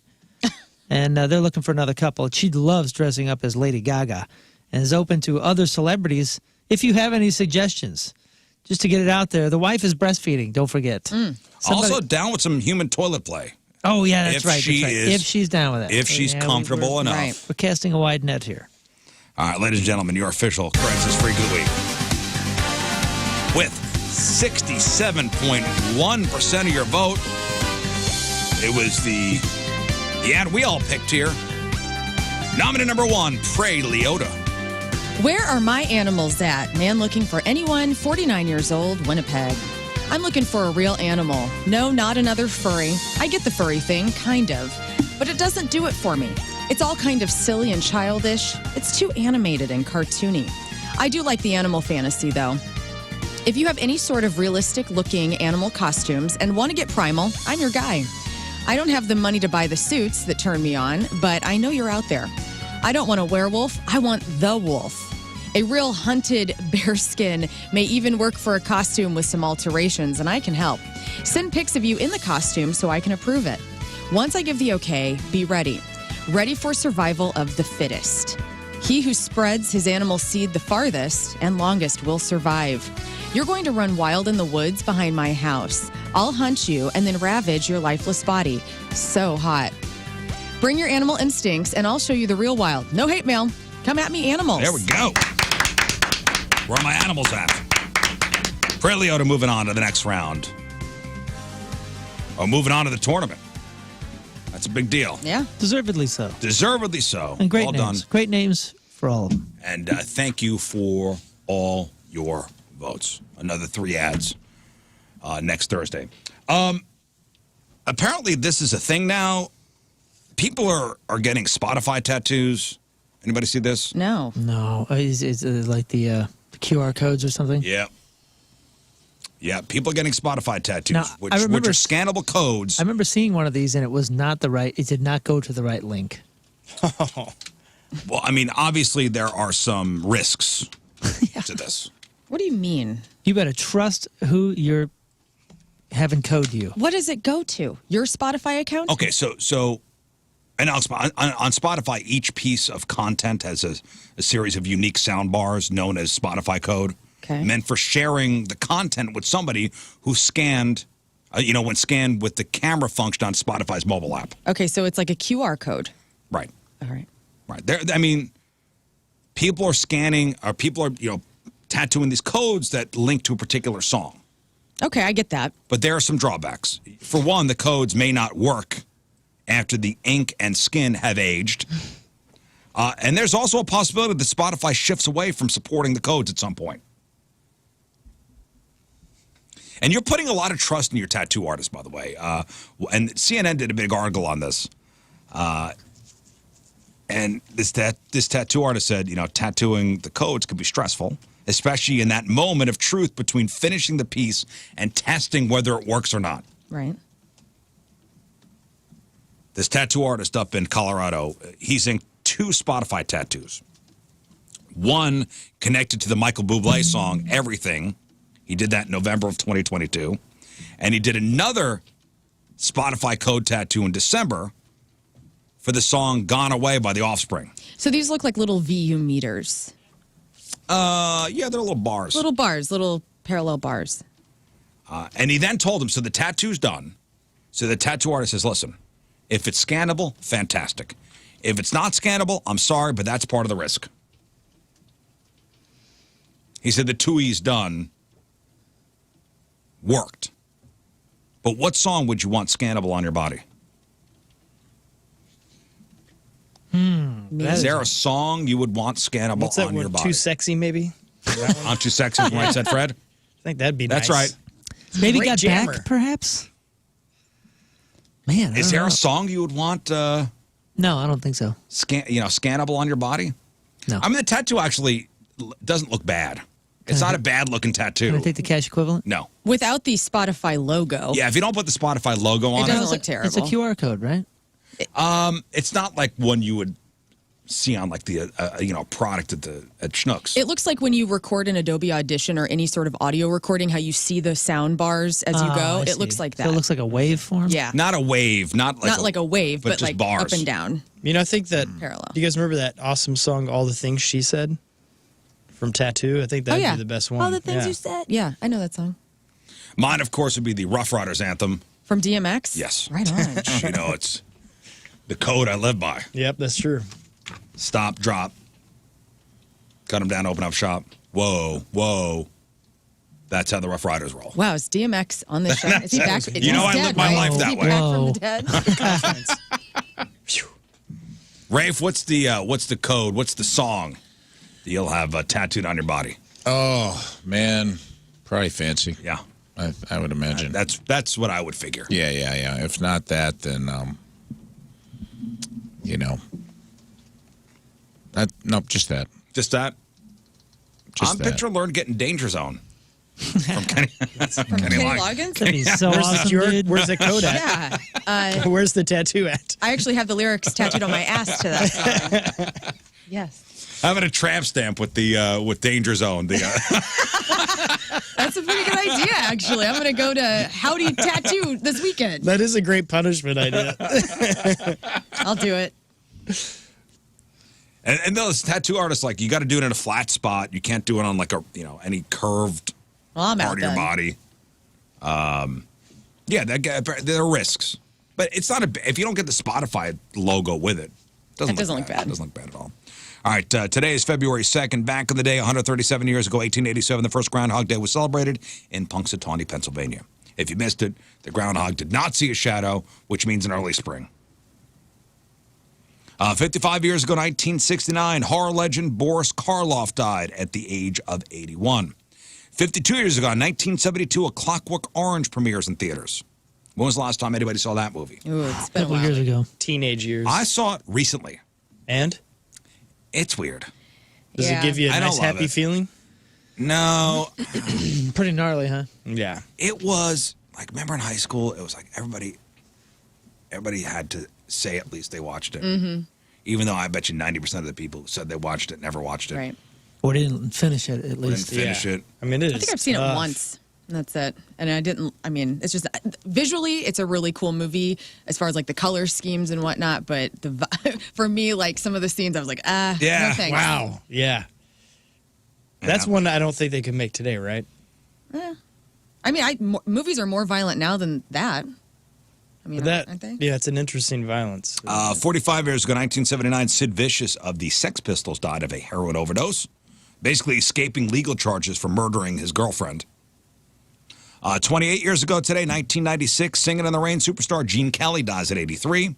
13 years ago in 2011, the White Stripes split up after 6 records, ending their run as one of the most successful rock duos. 10 years ago, 2014, Philip Seymour Hoffman dies in the middle of filming the final Hunger Games movie. He was only 46. 9 years ago in 2015, NFL Hall of Famer Warren Sapp arrested in Phoenix and charged with soliciting a prostitute and assault. He was in town to cover the Super Bowl for the NFL Network. After his arrest, fired immediately. And 5 years ago in 2019, Marshmello, the DJ, performs a 10-minute virtual concert inside Fortnite. That was 2019? 2019. Oh, my gosh. More than 10 million attended. It was their largest in-game event. I remember that. And that's what happened back in the day. All right, time to find out what's going on in the world of music and entertainment with your Grab on Celebrities. And it's brought to you by Bright House Plumbing. Call the best. Flush the rest. BrightHouseCo.com. 636-600-0188. Foo Fighters, Metallica, and Arctic Monkeys lead the way for the rock acts at the Grammy Awards, which will air this Sunday night live from Los Angeles. All 3 of these bands have 3 nominations. Okay, so what category? Best? For rock. So Foo Fighters are up for Best Rock Performance, Best Rock Song for Rescued, and Best Rock Album for But Here We Are. Metallica are up for Best Rock Performance for Lux Eterna, Best Metal Performance for 72 Seasons, and Best Rock Album for 72 Seasons. And the Arctic Monkeys are up for Best Rock Performance, Best Alternative Music Performance, and Best Alternative Music And Album. of course, those will be the categories not aired on TV. Exactly. So nobody cares. Nobody cares. Jelly Roll has 2 nominations, Can including... I make a prediction, by the way? Go. That this will be they'll say it's the lowest audience for the Grammys ever. You think? Yes. Can you name without looking any of the songs up? Or any of the performers? I know Billy Joel's performing. That's about it. And The performers? U2's doing it from the Sphere. Yeah, they're doing it from the Sphere. I just read this morning that Tracy Chapman is going to be joining Luke Combs to do Fast Car because he covered that song of hers. Okay. So and it's rumored, it's not confirmed yet. So, I mean, yeah, here's what I do. I go into the Grammys, I just want to watch it. I don't really care. I just want to watch it. I like a lot of the people that they will show, but I'm not listening to new music as much as I used to. So Woody and I used to go out to the Grammys every year. That's so cool. We would go out and we would do the Radio Row thing, and we'd interview all the acts, the old morning show. Yeah. And they would give us 2 tickets to go to the show, and would every year sell them and go to Disney. That's cool. I would go in a heartbeat. I've always wanted to go. The to an award Grammys show. aren't for. It's for us. So boring. It's not the same audience anymore. It's hard. Yeah. It's you go once and you go, okay. It's made for TV. It's boring as hell inside the theater. But it mattered to a certain degree back when it mattered, and now to people like my kids, like the new fresh audience that labels and music is trying to be sold to. Mm-hmm. Yeah, this is not a part of it's just not a part of the tower that makes the music industry anymore. But we were conditioned through MTV Video Music Awards. That was where I cut my teeth on award shows. Yeah, of course. Mm-hmm. And so those to me will always live in the back of my so heart. cool. They were so cool. And I wish that was still the same. Well, and Woody and I would find 2 idiots to sell our tickets. That's pretty neat. And go, oh, dude, it's going to be the greatest night of your life. Oh, man, we oversold it. Yeah. How much you sell them for? I mean, $150 a piece Whoa. That's cool. for free tickets. And we would go. You bastard. And we went to Universal one year. We went to Disney World one year, Disneyland one year. What a move! Awesome. What a move. Would you say that on air at the time? Probably not. No. You wanted to keep No, your no. networking. Yeah. Because what was the company? Westwood One would send us out. And they'd pay for everything. That's so great. Wow. They'd pay for everything. They'd fly us out there. We would do the Radio Row thing. God, one of the biggest mistakes we've ever made. And these Radio Row things are they have basically one station from every market in this room, and the people playing the Grammys, these up and coming artists, they roll through and they just go from table to table. So we'd have a little sign that says, KPNT The Point, St. Louis, and they'd come, they'd stop by the table, we'd hit record, we would interview them, and then send it back to the station. I remember this one guy comes up to the table, and he said, hey, I got this new artist. This kid is going to be the next big thing. It was a guy named Scooter Braun came over. Scooter Braun. And he was bringing around Justin Bieber. And we're like, nah. This little kid. This was 2010, 2011. He was like Who knew? He was like a little Look, toddler. He was like a little kid. Yeah. And Scooter Braun was going around bringing them Wow. to all the stations. We're like, You passed. Passed. Well, the Grammy Awards will air live on CBS and Paramount Plus this Sunday at 7 p.m. Hosted by Trevor Noah. So we would pass on Justin Bieber, but take Michael Jackson's dad. Yeah. Yeah, of course. That's And maybe interesting too, though. maybe to our audience, that at the time it was more interesting. But if we have to do this again, we can all go. This will be fun. I It's want to go. interesting Scott, we watch- should go. Okay, let's do it. It's interesting watching the Grammy audience, though, and the people that are watching are people like us that are all upset that Metallica's not going to be on there if they win because they're, phasing out rock, or they've been phasing out rock for 15 years. And but then you have like the gatekeepers, Spotify and all them, and look at their latest posts. This morning when I woke up, the first post I saw was Ice Spice, and I don't know who that is. I know She'll the be there, name, too. and I know With that my little eye, I'm totally out of touch. But if you watch whatever the video is and see what they're pitching you, and then look at the comments The comments are all people like us going, this is music? What is going? I mean, read the comments. That is what is really, really interesting because those are the Grammy watchers. And I could say that I don't. Yeah, it's on CBS, right? Mm-hmm. The network of old people. That's exactly what I'm saying. Like it doesn't. We're at this very strange no man's land where they're kind of like, we'll still do this Grammys, this relic of a part of the music industry. I think by age, CBS averages the highest age of their viewers. Right. Mm-hmm. I love it. I'll watch. It's also always going to be, we've said this about all award shows, like it's always going to be lower ratings because the access to artists is just so widespread now. Right. You don't have to watch, if you want to hear Jelly Roll's opinion about something, you go to his Instagram. You don't have to like watch his speech. So earlier this week, Britney Spears posted an apology to anyone who was hurt by what she wrote in her memoir, and it was pretty clear that Justin Timberlake was the intended recipient of that apology. Cut to Wednesday night in New York, where Timberlake was playing a show. He was about to launch into Cry Me a River, a song that's supposedly about his breakup with Britney Spears. And he said, quote, "I'd like to take this opportunity to apologize to absolutely effing nobody." Oh, I bet the crowd went, oh, dang, and he went, I'd like to take this opportunity to apologize to absolutely no one. Oh! Well, Britney caught wind of that, and then she unapologized, and she said, quote, "Someone told me someone was talking crap about me on the streets. Do you want me to bring it to the court, or will you go home crying to your mom like you did last time? I'm not sorry." What? And so Didn't she say you suck at basketball, too? Something like that, yes. Got him. Dang. Our good friend Darius Rucker was arrested on 2 minor drug offenses yesterday involving possession of a controlled substance. There aren't really specifics of what that controlled substance was. In terms of what the DMV law cops think, Darius broke, he has expired tags on his car, which led to him getting pulled over. His attorney says he's fully cooperating with the authorities. What kind of mugshot? Yeah, I did. What does he have on him? No. Like, what do you think this is? Where was he caught? It's in L.A. Or no, I'm sorry, Tennessee. Is weed legal? I don't think probably Tennessee is not. legal there. I don't think weed has ever been licensed as a controlled substance, though. I thought it was a Schedule 1. Maybe. I feel like when they use that term, it's usually something a little harder.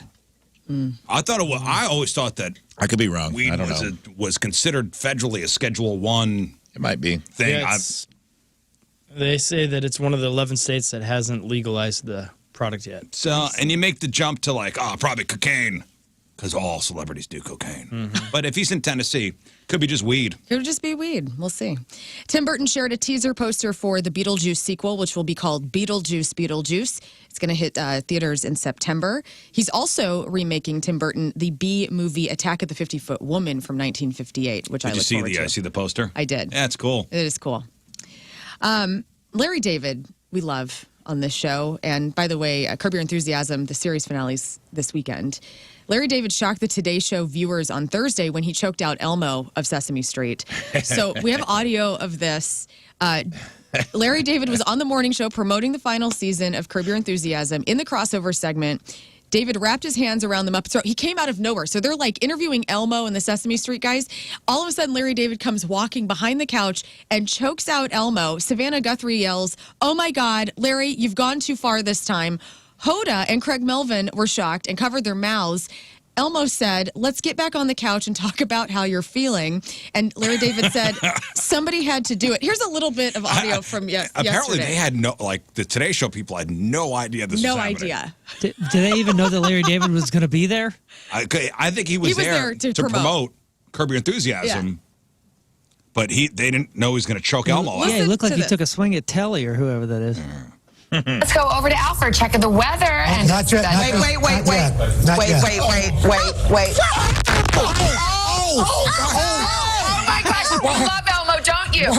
Elmo, you okay? Mr. Larry, Elmo liked you before. Ask permission before you touch people, Larry. Let's get back on the couch and let's talk about how you're feeling.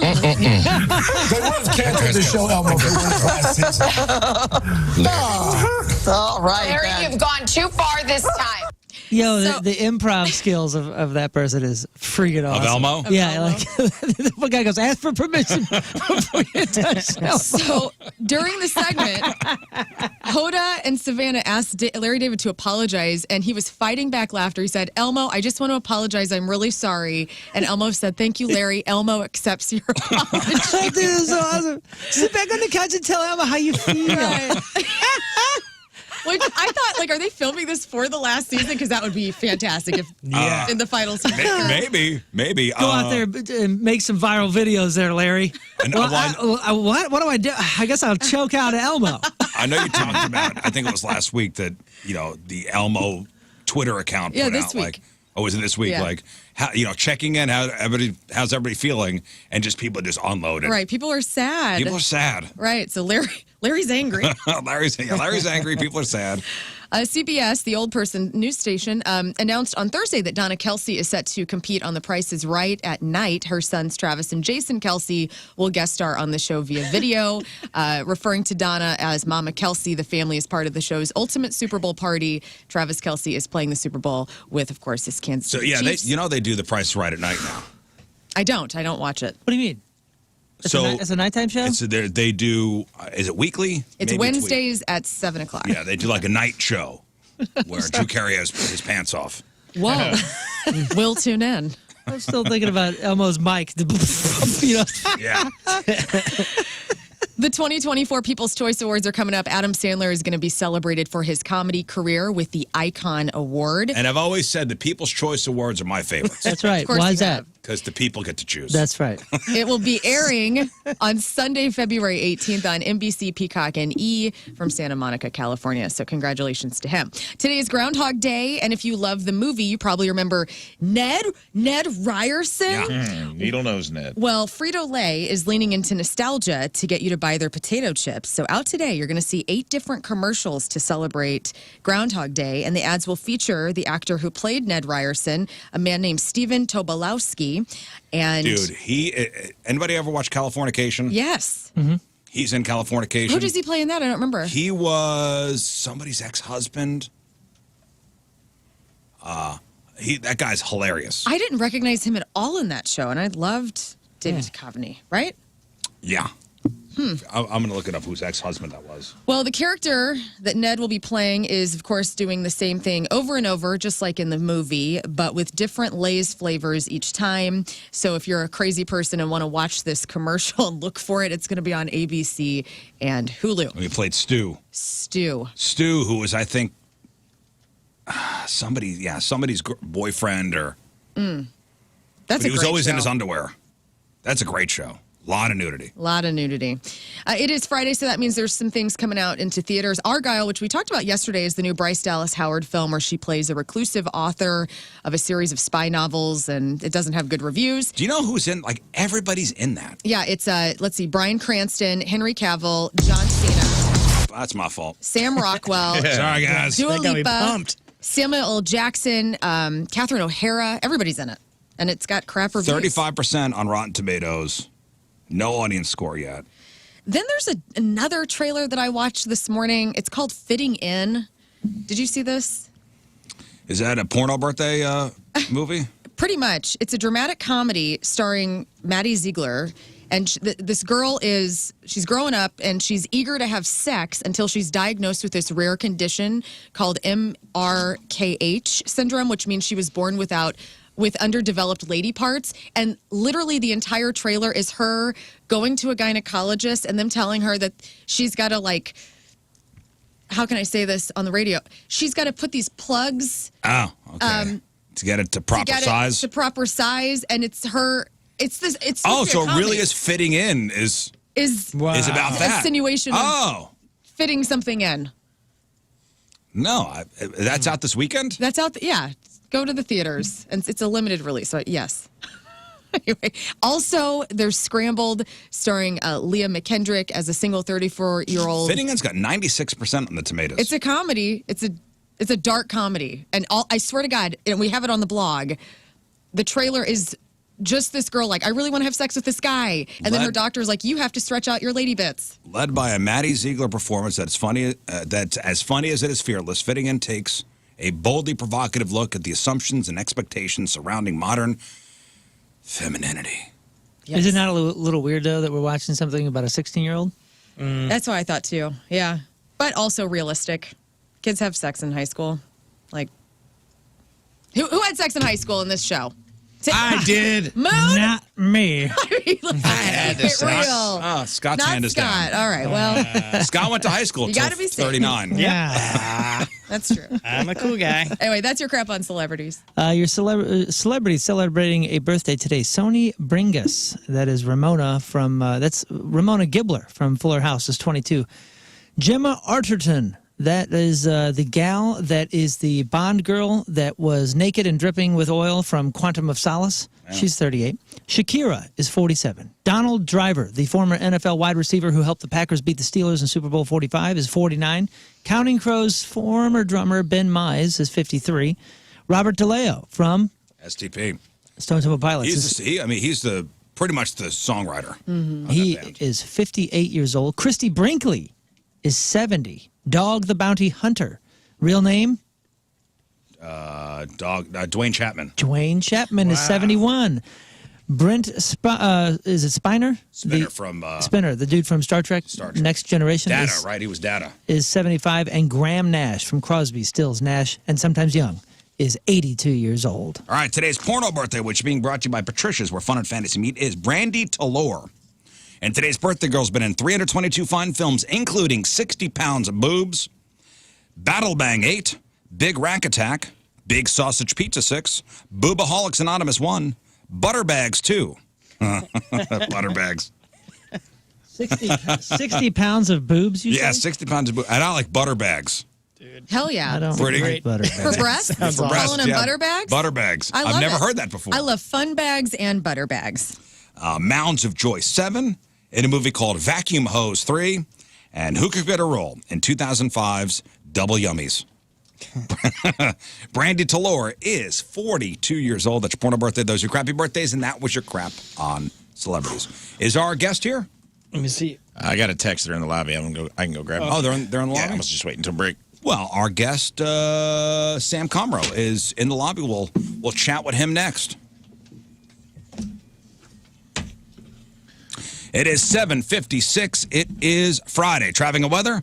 Moon coming at you. Traffic is brought to you by Worldwide Technology Raceway. The biggest race of 2024 is Sunday, June 2nd. It's time to lock in your NASCAR Cup Series tickets now at www.raceway.com. We have a little bit of trouble and severe delays on 170 southbound between Natural Bridge and Olive. Average speeds down to about 10 miles an hour. Also, there is a stalled vehicle 70 westbound at Grand Avenue. Your point forecast, partly cloudy today, high of 56. Right now it is 42 at the Point Studio.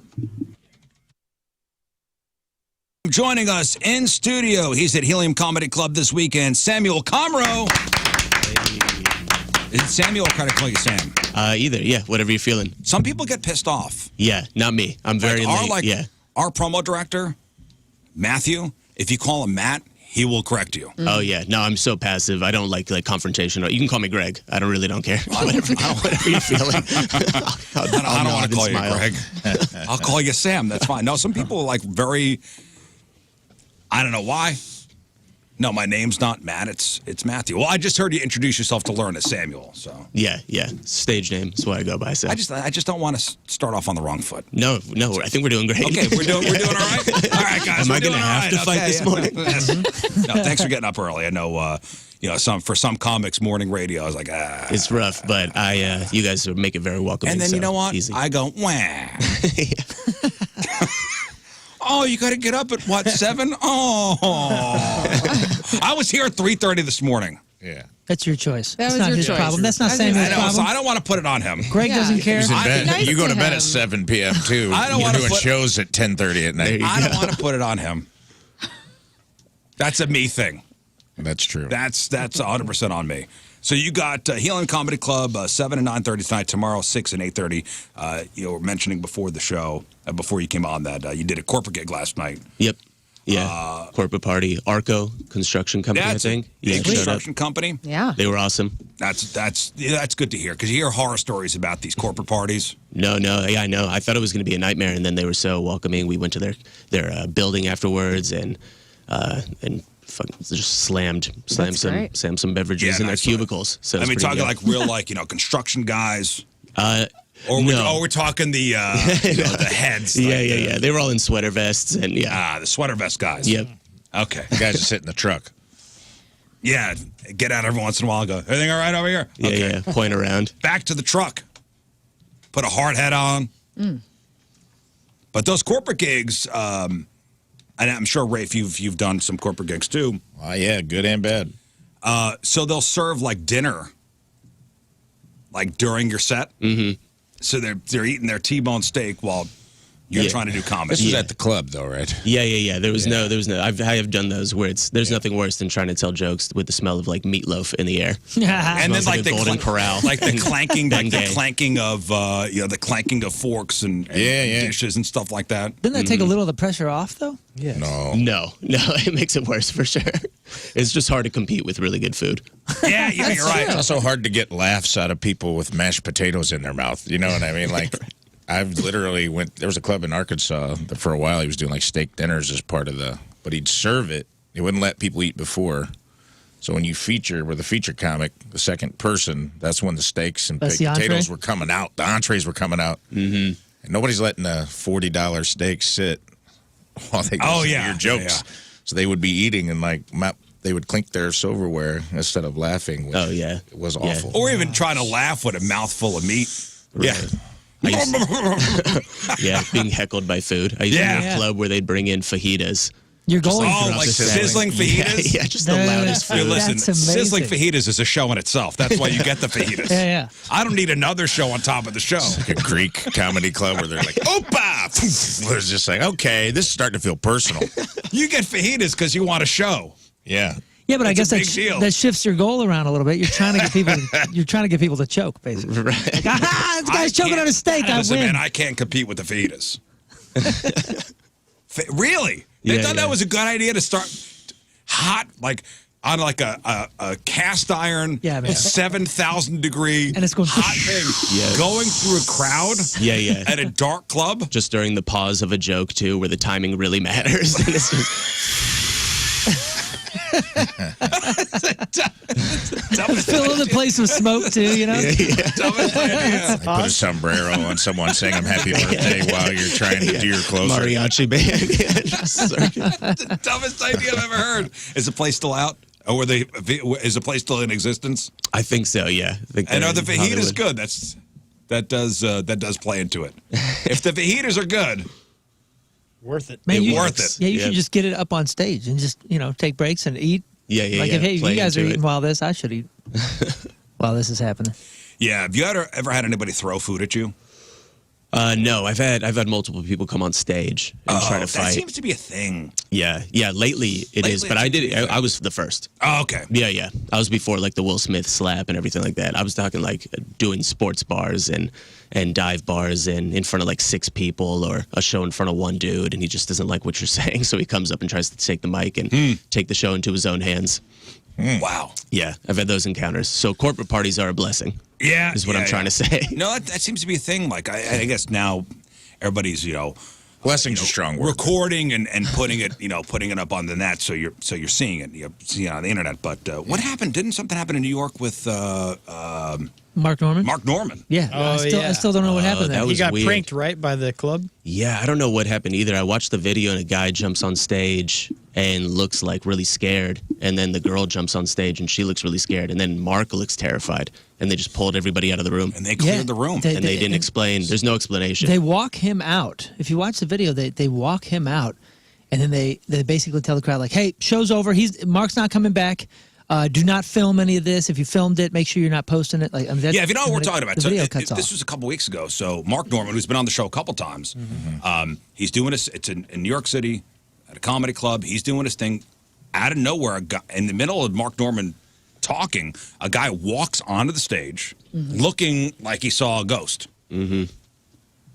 Mark goes, uh-oh.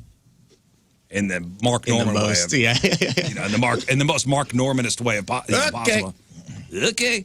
And then somebody takes the guy off the stage, and then this woman comes up and says, "The show's over. Everybody get out." Wow. And they take almost Mark by the arm and what? So and nobody still knows. One of my friends in New York told me a bomb threat. It was like a bomb threat situation. Whoa. I don't know how accurate that is. This is probably all, but I was told like the guy that went on stage and made a threat and was trying, that was his idea to hide. What? I'm sure he was on something.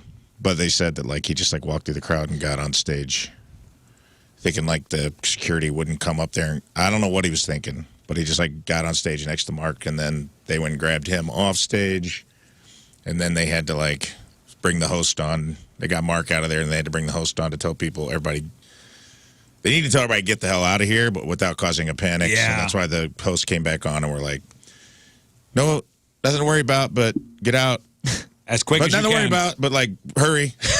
Yes. Nothing to worry about. As quick as you can. Get the hell out of here. Yeah, it was a weird situation, man. So when people come up on you and they're trying to fight, like, I mean, they're just bowing up and trying to fight at a sports bar because of a joke. Yeah, just drunk or so how do didn't you like take something that? I said. Do you kind of bow up, or you just go, here you go, here's the mic, man? I'm all talk, so I'll puff the chest and I'll talk a little bit, but I'm also like eyeing for security. Yeah. Looking for friendships. Yeah. In the crowd that I've made it previously. Yeah. Try to get people there, and I also have Tourette syndrome, so I use that to my advantage.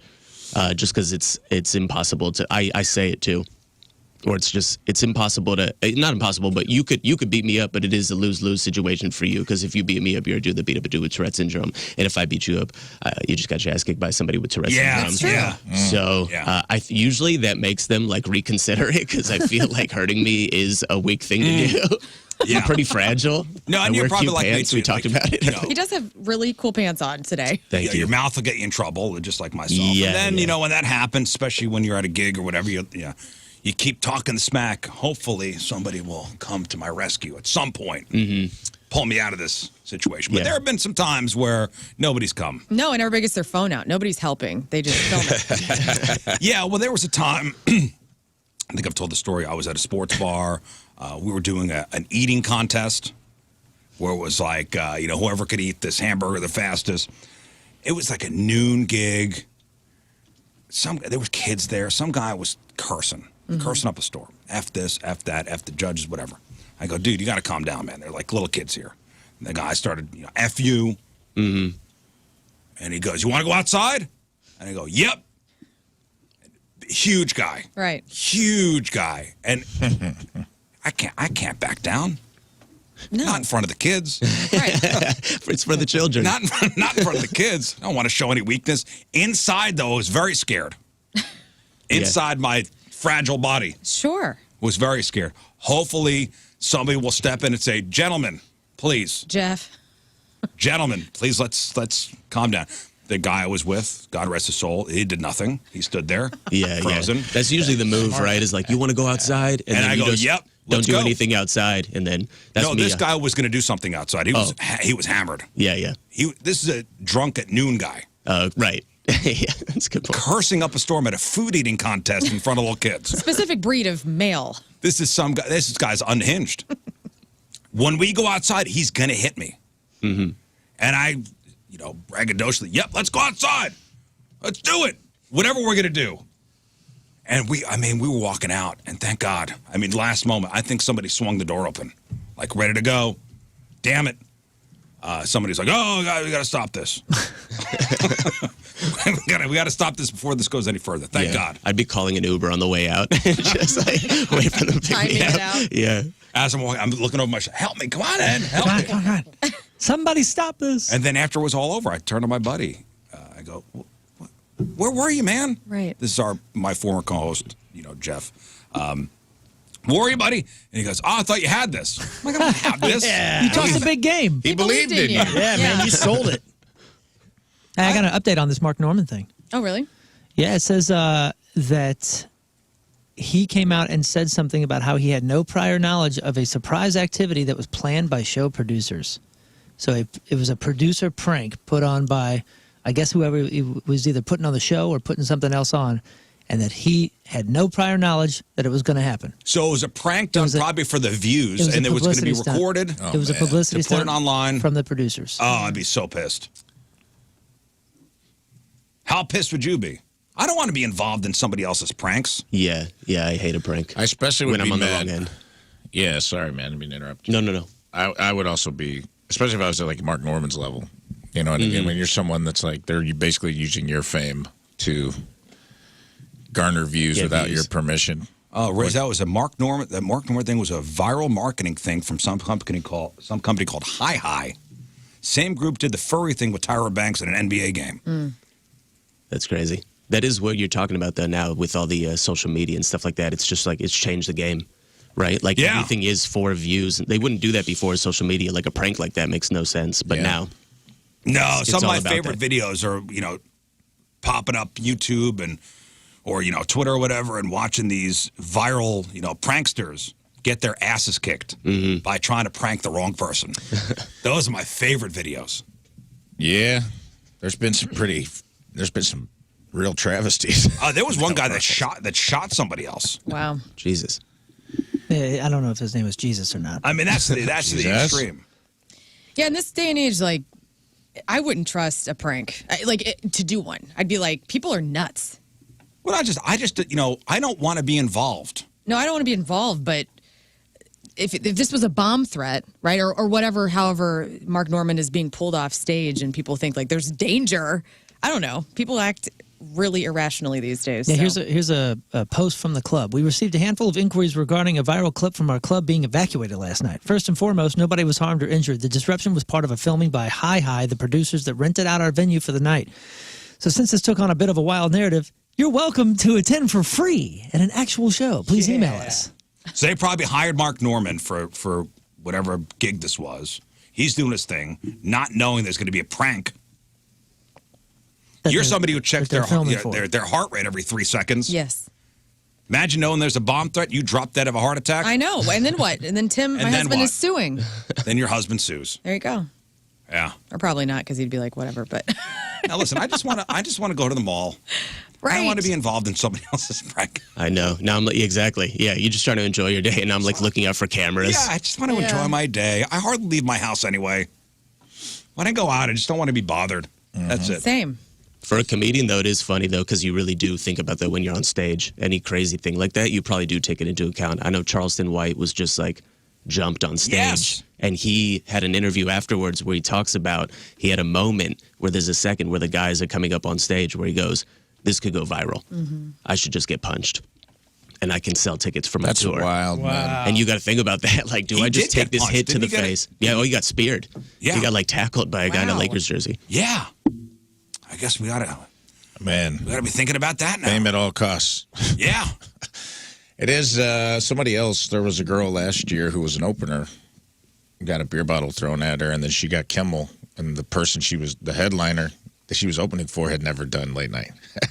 So she jumped the line, and not that she shouldn't, but it's like basically that viral moment got her onto a got late night talk her show. first late night set, which is a good milestone for a comic, and it's just wild. Like moments like that can change your career, define your career when it's like not a good moment. Right. Well, now speaking of late night, so Sam, your first late night gig was with Conan, right? Yeah. TBS show? Yeah. How old were you? Show. It was 2012. I think it was like 24, 25. All right, so that was nerve-wracking and pretty big deal. Yeah, it was huge. And it was crazy because a lot of people don't know this, but my mom, she passed away 2 days before I was on the show. Cow. Wow.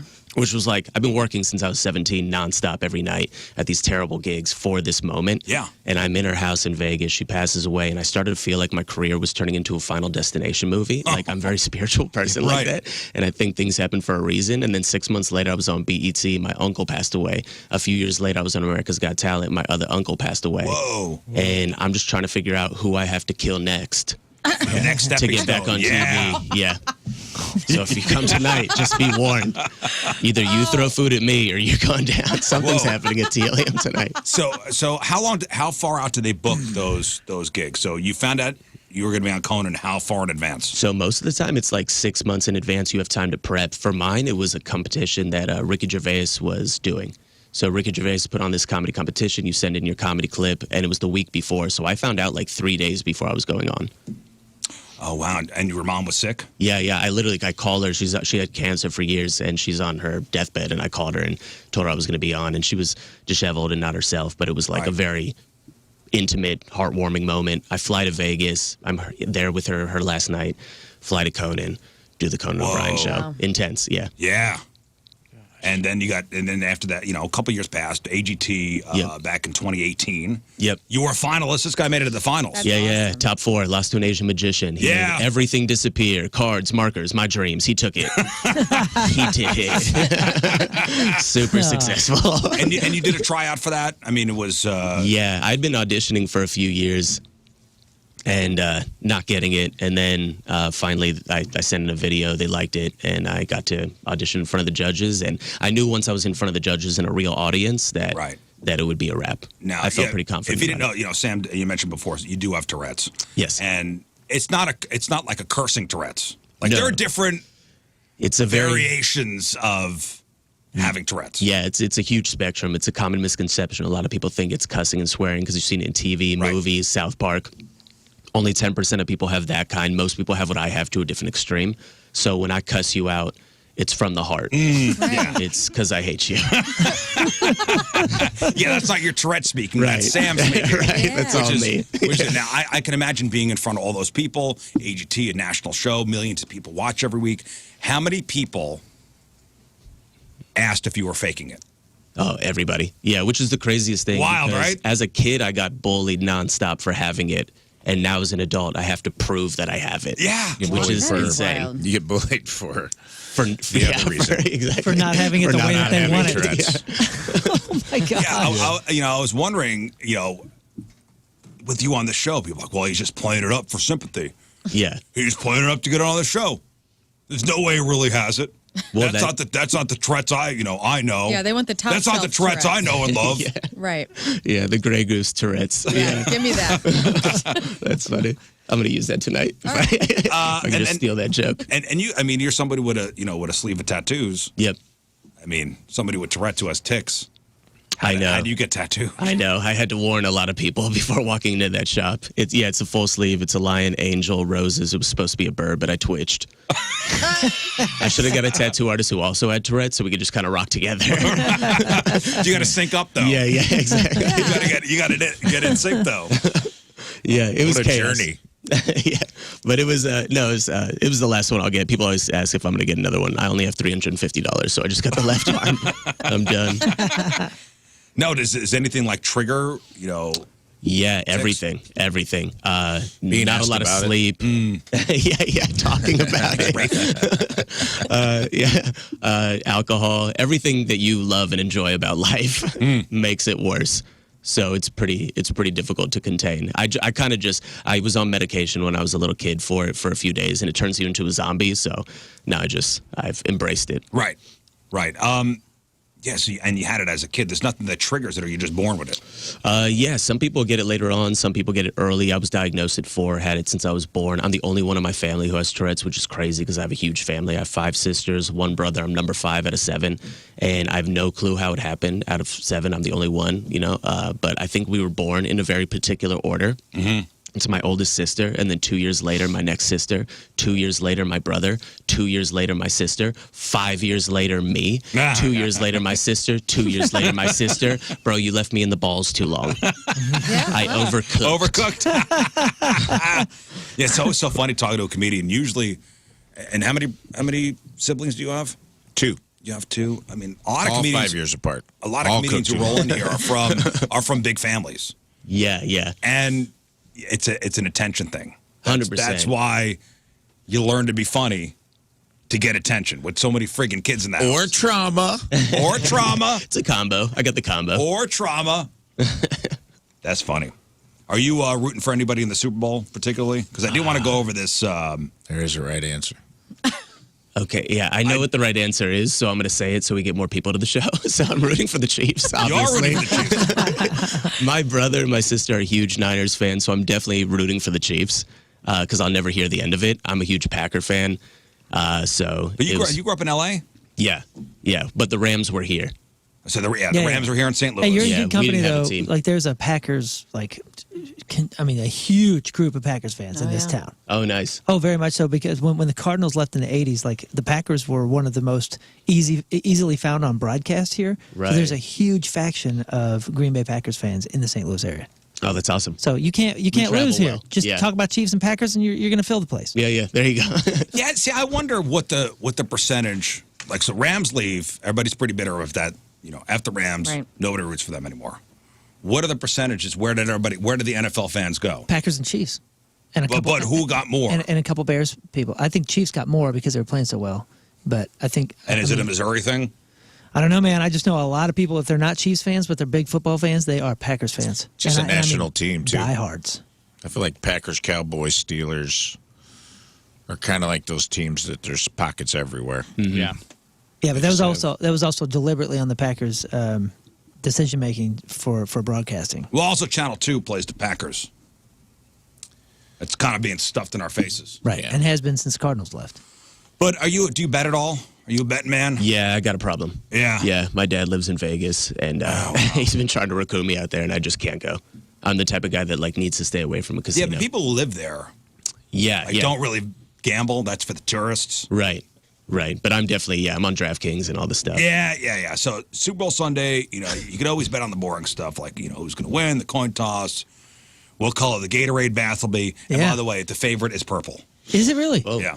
Used to be orange or green. Remember? You're talking about Gatorade? Yeah, dude. Hell yeah, the prop- Riptide Rush. The prop bets are where it's at. I do love the prop bets. But there are some very interesting ones, like whether or not Travis Kelce and Taylor Swift will have sex on the 50-yard line. I hope so. Afterwards, that'd be the move. It's so Obviously, they funny. will. Duh. I heard yesterday that it was proposed to on the 50-yard line, but that's different. Sex on the 50-yard line. Yeah, that changes the odds. All right, so here's some crazy prop bets, and I'll see what and I'm going to write all these down to see what you guys, and we'll see Monday if these pay off or not. Will aliens invade Vegas, leading the game to end in a tie? There is a 0.1% chance of that happening, so you can make big money on that, actually. I was going to say, that's usually what I put like $5 on just to see. Yeah. Just to say you've been a part of that bet. Yeah, I'm going to yeah. put some money on that one. Yeah, I am the dude who goes like, called it, screenshots it. If the Chiefs win, here are the odds. There's a 2% chance that if the Chiefs win, Taylor Swift goes with the Chiefs to the White House, where President Biden will then sniff her hair. Put me down. Bovada, Did my libertarian uncle prop this bet up? Yeah. Bovada, the company that does these odds, says there's a 2% chance of that happening. I'll put $5 on that. Did you see the dude that's already bet on the coin toss? $100,000. There's a dude that's already bet that it'll be tails. $100,000. $100,000 on that? He bet it last week. I mean, that's not a fun bet. I don't know. It's 50-50 shot. I got a 50-50 it's shot. pretty wild. High stakes. There's a 4.8% chance that if the Chiefs win, Travis and Taylor will announce they're expecting a baby. How likely do you think it is that the Niners will be leading at the half, then Usher will invite Taylor on stage during the halftime show where she will perform Shake It Off and the Chiefs come back to win the game? There is a 0.4% chance of that happening. Put me I'll down. put $5 on that one. Wait, did you say there's a bigger chance of aliens coming down? No, that was 0.1. No, that was 0.1. Oh, 0.1. I thought you said that was 0.5. Okay. There's a 2% chance of Biden sniffing Taylor's hair, a 0.1% chance of aliens invading Vegas, leading the game to be a tie. Let me see here. Will Taylor Swift be shown on camera during the anthem? And these are real. Yes or no? Taylor? Will Taylor Swift be shown on camera during the national anthem? No. No. I say no. Don't they? They don't break the camera I don't think so. away from whoever's singing it, do they? They do. Sometimes they'll do They look some- at the players. They'll show the players. Oh, They'll go down the line of the players. Sometimes okay. they'll show people in the crowd. I think there's a chance. I think there's a chance, too. Maybe. I feel like they're going to be aware of what everyone's saying and maybe not do that. The overexposure. Yeah. So what's the percentage? Vegas there? says, I don't know the percentage, but Vegas is saying yes. They Ooh, will. I don't know. I'm Well, gonna go- Vegas I'm gonna said go it. against Yeah, Vegas. never mind. I'm in. That's how easy We it is to flipped. convince me to bet on something. Yeah, Hold all it. I'll do it. Let me see here. How many times will Taylor Swift be shown on camera during the game? Wait, how many? There's two halves. I think you got to do a little recon on it. Over 10. You think over 10? You got to average the last couple. Like, what's the average of the... Do you have any of the details of like the last They four? show her for 90 seconds a game. 90 seconds total. Total. But how many times? How many times will they go to her? So Is that five? it's a 5 seconds per time. So what is that? Divide. That's 4. No, just not time. Just No, I know. I'm dividing to get she's the trying times. to figure out the Are you numbers. trying to math this out? I'm doing radio math right now. I don't know if you can math that out. Yeah. Sure you can. not 90 as much as divided by people 5. Her money's on the line. She's going to do the research here. And that is The over 9 under. times. The over under is 5.5.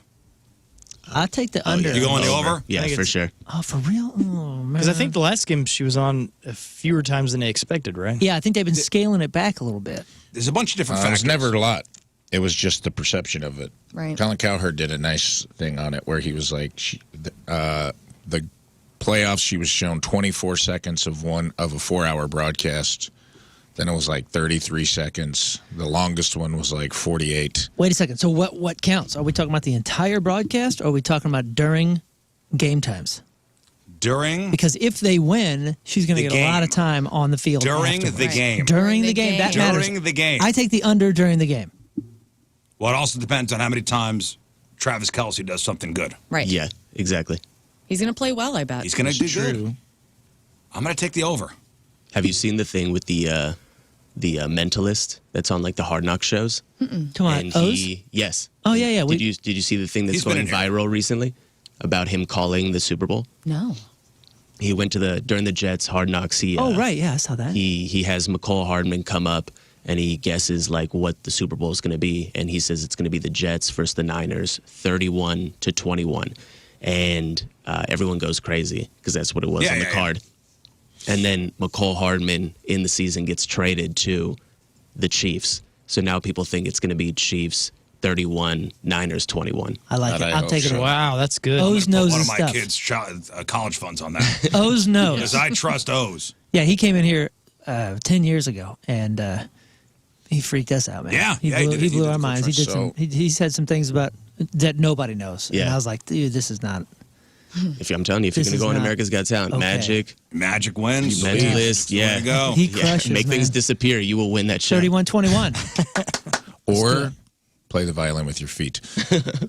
25 seconds is the average Taylor Swift has shown during game broadcast. Total. Total. So you're taking the over under 5.5. Yeah, it's 5 seconds apiece. Five hits. I'm gonna say they're doing 5 hits. I'm sticking with under. They're gonna show her Take the 5 under. times. Rafe, over under. I think that how long? 5.5 times. 5.5 times. That's a weird amount of times. How do you do a halftime? Well, because it's for betting.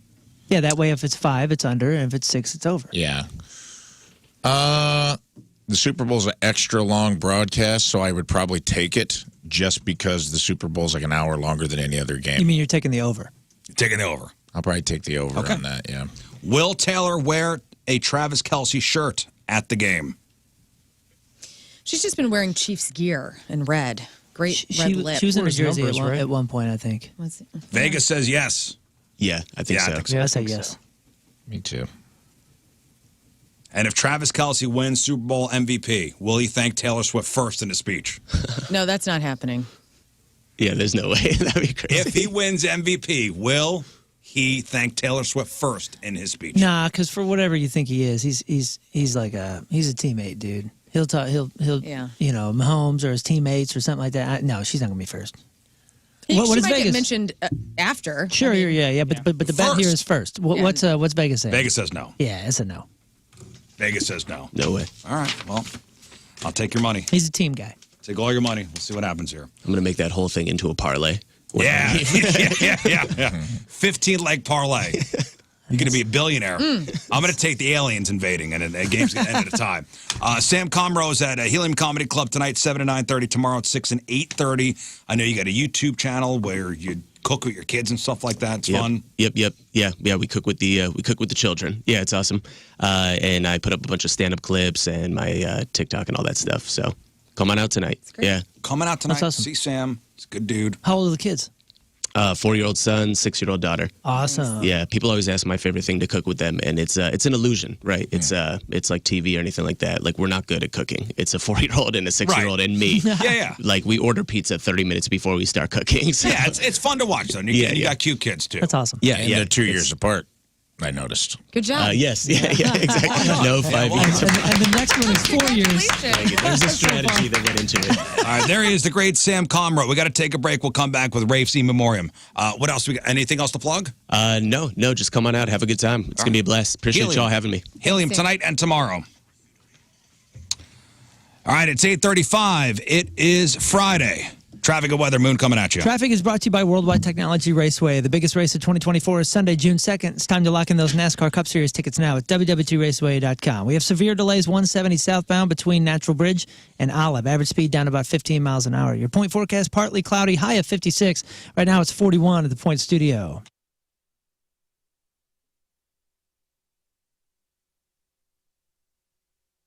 Welcome back to the program. Still got a bunch of stuff to get to. Friday fail stories. We have to give away some of these WWE Monday Night Raw tickets. But first, it's time, Rafe. 'Tis time. It's time for this week's memoriam. Oh, it's Friday. It is Friday. It's Friday. Wow. It's time to say goodbye to others. This week's memoriam, those of you unfamiliar, memoriam is a segment of the Rizzuto Show where we say goodbye to people we lost this week, whether it was an opinion we had, a topic we covered, someone who just hates us for existing on the internet. One way or the other, it's time to say goodbye to the souls we lost. So let us begin. This week, first up, furries. Oh. I know. We angered a few of our furry community listeners during the Freak of the Week segment yesterday when we implied that furries were cartoonish and childlike, in contrast to our finalist who wanted to hunt and hump the dead body of someone dressed as a wolf. Oh, this was not cool of us to insult these people and their finely crafted personas. So as you leave us through that doggy door, we say farewell and who's a goodbye? Who's a goodbye? You know, I just want to correct you there. It was the freak. In fact, the winner, Prey Leota, that was saying that the furry costumes were childish, silly, cartoonish. Emails came to us nonetheless. Because we do have a couple. We do have a couple furry listeners, and we do, and we're sorry, and we hope you come back. Yeah, come back. I don't want you to get picked up by the pound. Or maybe you do want to get picked up by the pound. Yeah. Well, maybe. She makes a good point. Next up, Joe STLBH. Oh. Lern will be familiar with this one. We really upset a blues fan and a Twitter warrior that goes by the handle Joe STLBH, which I assume stands for Joe Sucking Testicles Licking Ball Hairs. Okay. Wow. Now, the thing that upset Joe Sucking Testicles Licking Ball Hairs so much was that Lern and I didn't wear enough blue to the blues game, and somehow in his Sucking Testicles Licking Ball Hairs mind, we jinxed the game on our very first ever Rizz Show night, even though they lost last year when we weren't even there, and this year I removed my shirt like a St. Louis blues barbarian and lifted a fireball-fueled, hyperactive, screaming wild wombat of a woman, Lern, into the air and presented her to the Enterprise Center like a little Lion King baby Simba. For some reason, that wasn't good enough for old Joe Sucking Testicles Licking Ball Hairs, who developed a real case of the blues balls, trademark, and blamed his performance issues on us. Well, we hate to lose you, Joe Sucking Testicles Licking Ball Hair. Because you, my number one blues fan, put the Gloria in Gloria Hole. Glory ho, glory ho. Joe, he really sucks. Yeah, glory ho. Bye-bye. Next up, old Rizz and lesbian haircuts. Oh. Come on. You evolved. He had to know it was coming. Come on, man. During a segment this week with Rizz's wife, Amelia, she recalled a time when she had just given birth to their firstborn child and opted for a cute little pixie cut It's true. as a proud, new, doting mother. And when he was asked his thoughts on her new do, he simply said to her in public, and I quote, "I don't understand why you would go in and ask for a lesbian haircut." No, I end didn't quote. say that. That's what your wife said. She told us. She told everyone. Now Rizz would I like said as to... long as you don't comb it like a lesbian. Okay, not helping. It's not helping right now. Just shut. You're not helping this apology. All right, I was about to issue on your behalf. This was 15 years ago, and Rizz would like to apologize first and foremost to lesbians, second to haircuts, and third to his wife. Yes. This was 15 years ago, and he has grown a great deal as a member of society and as a husband. He realizes what an idiotic man he is. And Yeah. what a stupid thing to say, and apologizes to all parties involved. Lesbians and all members of the LGBTQIA community sport a multitude of hairstyles, none of which are more common than others, including pixies, bangs, bobs, lobs, layered locks, sleek and straight, hell, even the Rachel. It was not his best moment, and he wants to say goodbye to that ignorant man of yesteryear today. So bye-bye, 15-year-ago Rizz. Go away. Did I not text you yesterday, just out of the blue, saying that was probably one of the worst things I've ever said in my life? You did. Good. And I have apologized to my wife. You did do that. You also Profusely. immediately texted me a meme of Steve Carell in the office right after. Yeah, true story. True story. Big of you. So go away, old Rizz, and never come back. Old Rizz is never coming back. Bye-bye. I haven't seen him in a while. Yeah. I've been missing He's him. gone. I like you, Sometimes Rizz. I buried tell him. you what. Bye, old Rizz. I choked him out, and I buried him. Good job, man. I get worried. I have the feeling that somebody's following me. I look back there. Was that old Riz? I buried him, and But he's no. somewhere. But now he's nowhere to be found. He's somewhere at Rockwood looking at my hair? Reservation. I've looked in the bushes out in the parking lot out there, and he's not there. He's gone. Goodbye. Goodbye, old Rizz. And while we're on the subject of the LGBTQIA community, fans of Tom Selleck and Sam Elliott's mustaches got pretty upset, too. Why? I upset a few folks this week during a segment about sexy, famous mustaches when I said if Tom Selleck and Sam Elliott were to accidentally kiss and rub those sexy flavor savers together, that the butterfly effect of those central lip caterpillars could tear a rift in the space-time continuum and open up a world where all a little gayer and all the better for it. Yeah. I stand by this statement. And if you have a problem with these 70-year-olds smoking hot sex symbols opening up a parallel universe by pushing their kitty ticklers together for a lip lock that shoots a little rainbow into all our hearts and we sprout a little chest hair and become 5 to 10% gayer, well, that's a you problem. Bye, Felicia.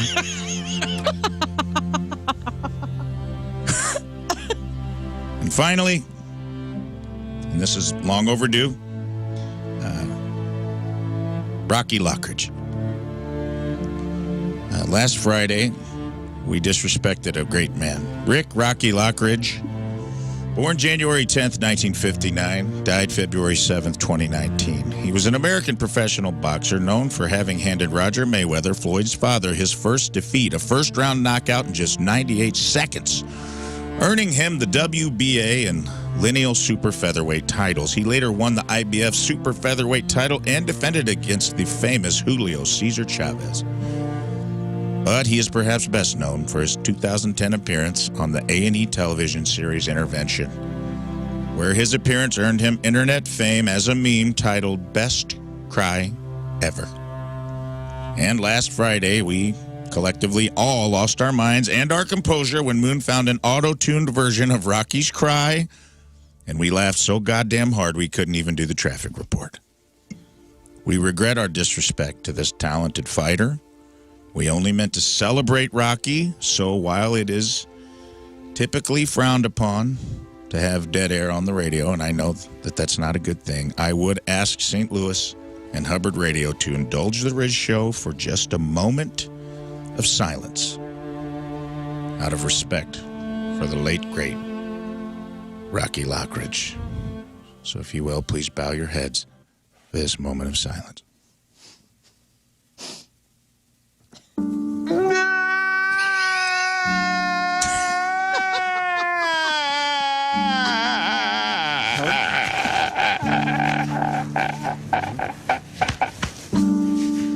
Okay, who did that? That was supposed to be a moment of silence. Scott. Sorry about that. Rocky's back. And that concludes this week's In Memoriam.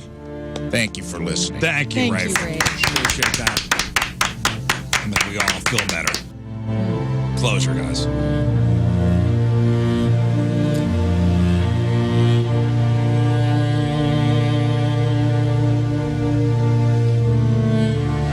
All right. All right.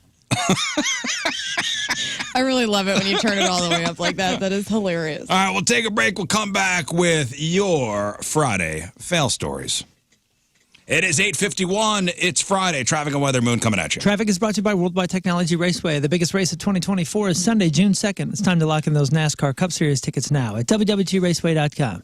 We got 2 lanes blocked due to a crash 70 westbound after 231A. That's right by, let's see, 70 westbound, in St. Charles, kind of just before the bridge or just after the bridge.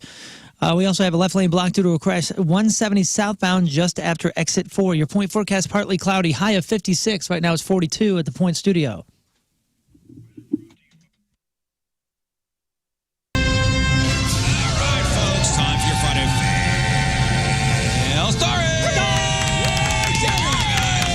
So all these people thought they had the perfect plan, but somewhere along the line, man, it went sideways. Yep. And it went from the perfect plan to an Uber, an ultra. Yes. Go, Rizz! Dare I say it? Don't I'm you gonna dare. say it. I'm going to say it. Don't you dare. Mega. Here we go.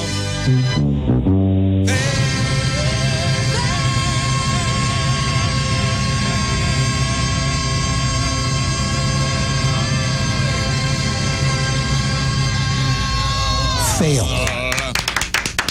You sound a great Wow. boss. Thanks, man.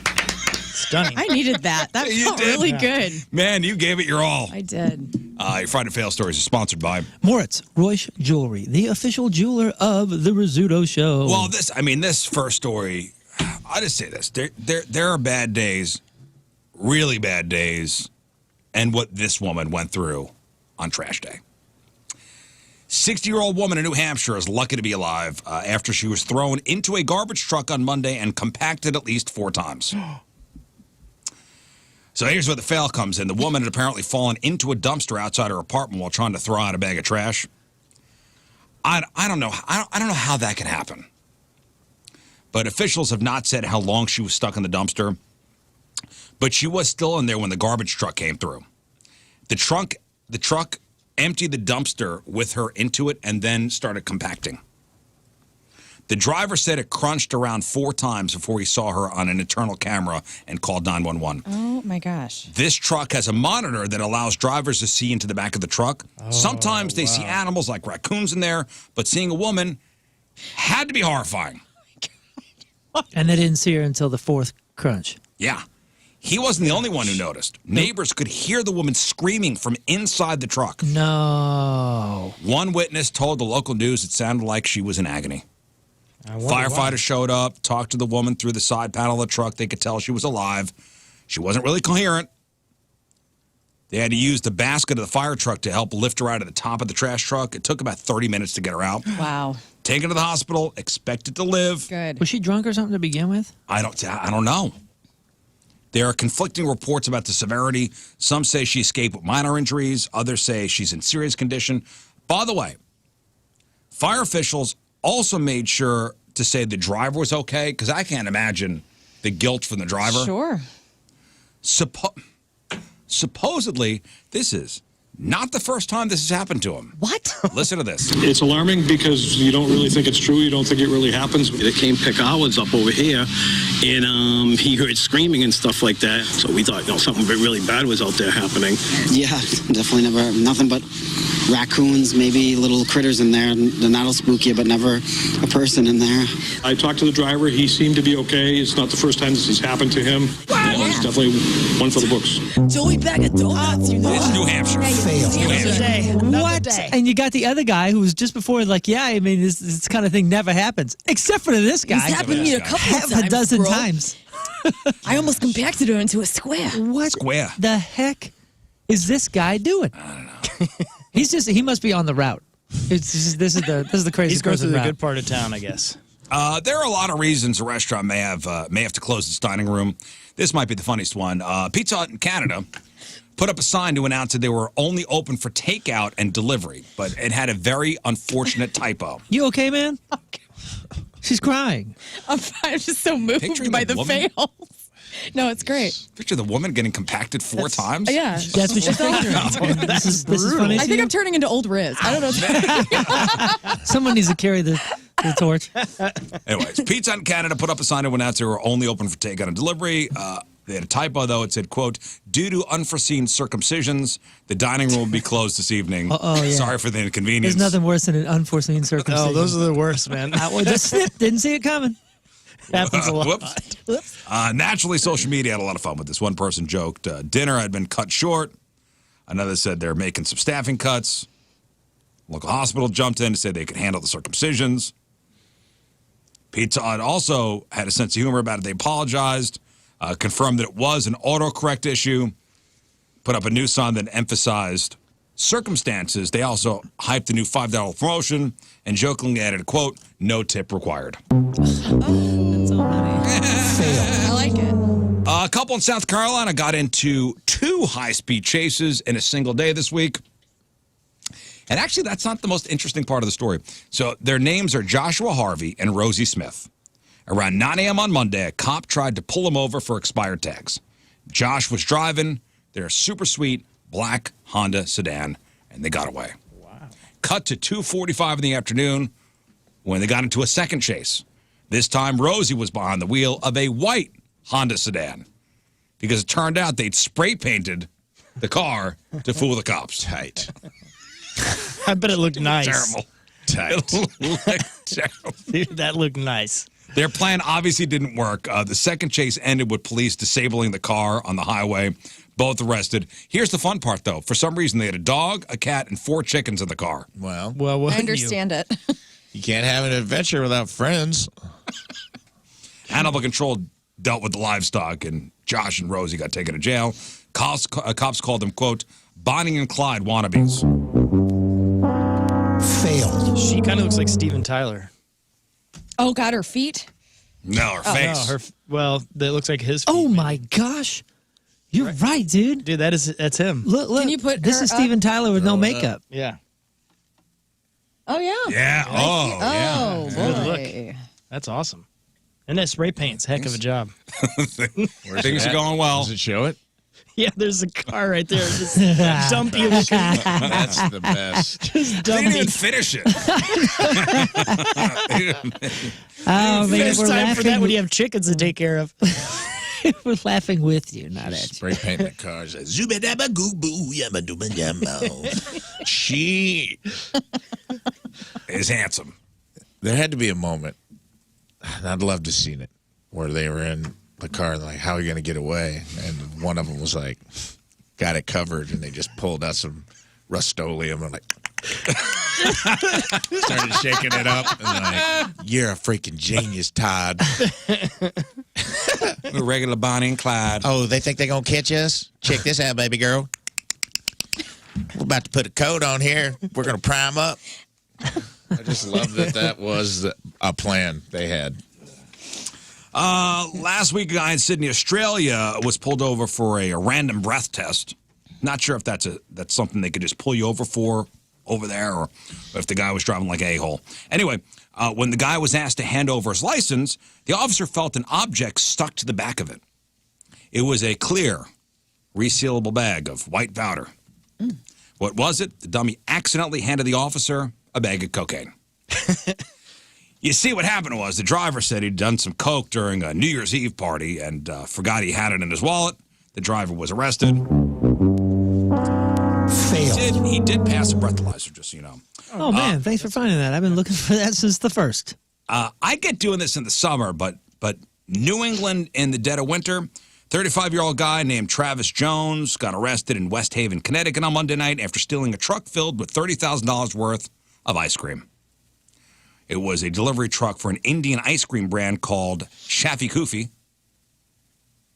The driver was parked outside a business when Travis jumped in, took off with the truck. Cops started canvassing the area, eventually spotted the truck speeding down a highway on its way out of town, pulled Travis over and arrested him without incident, facing charges for first-degree larceny and larceny of a motor vehicle. Failed. Springfield, Illinois. I was up there last Saturday. Guy from Springfield back behind bars after law enforcement officials said he committed another crime just minutes after being released from custody. 45-year-old James Kirst, arrested on Friday by Springfield Police Department for criminal trespassing. He was released from the Sangamon jail at 7:34 p.m. with a notice to appear in court. It's Sangamon. Sangamon County. Sangamon County Jail. 15 minutes later, officials said James called Sangamon County Central Dispatch and told them he had thrown a metal pole through the front entrance of the county building.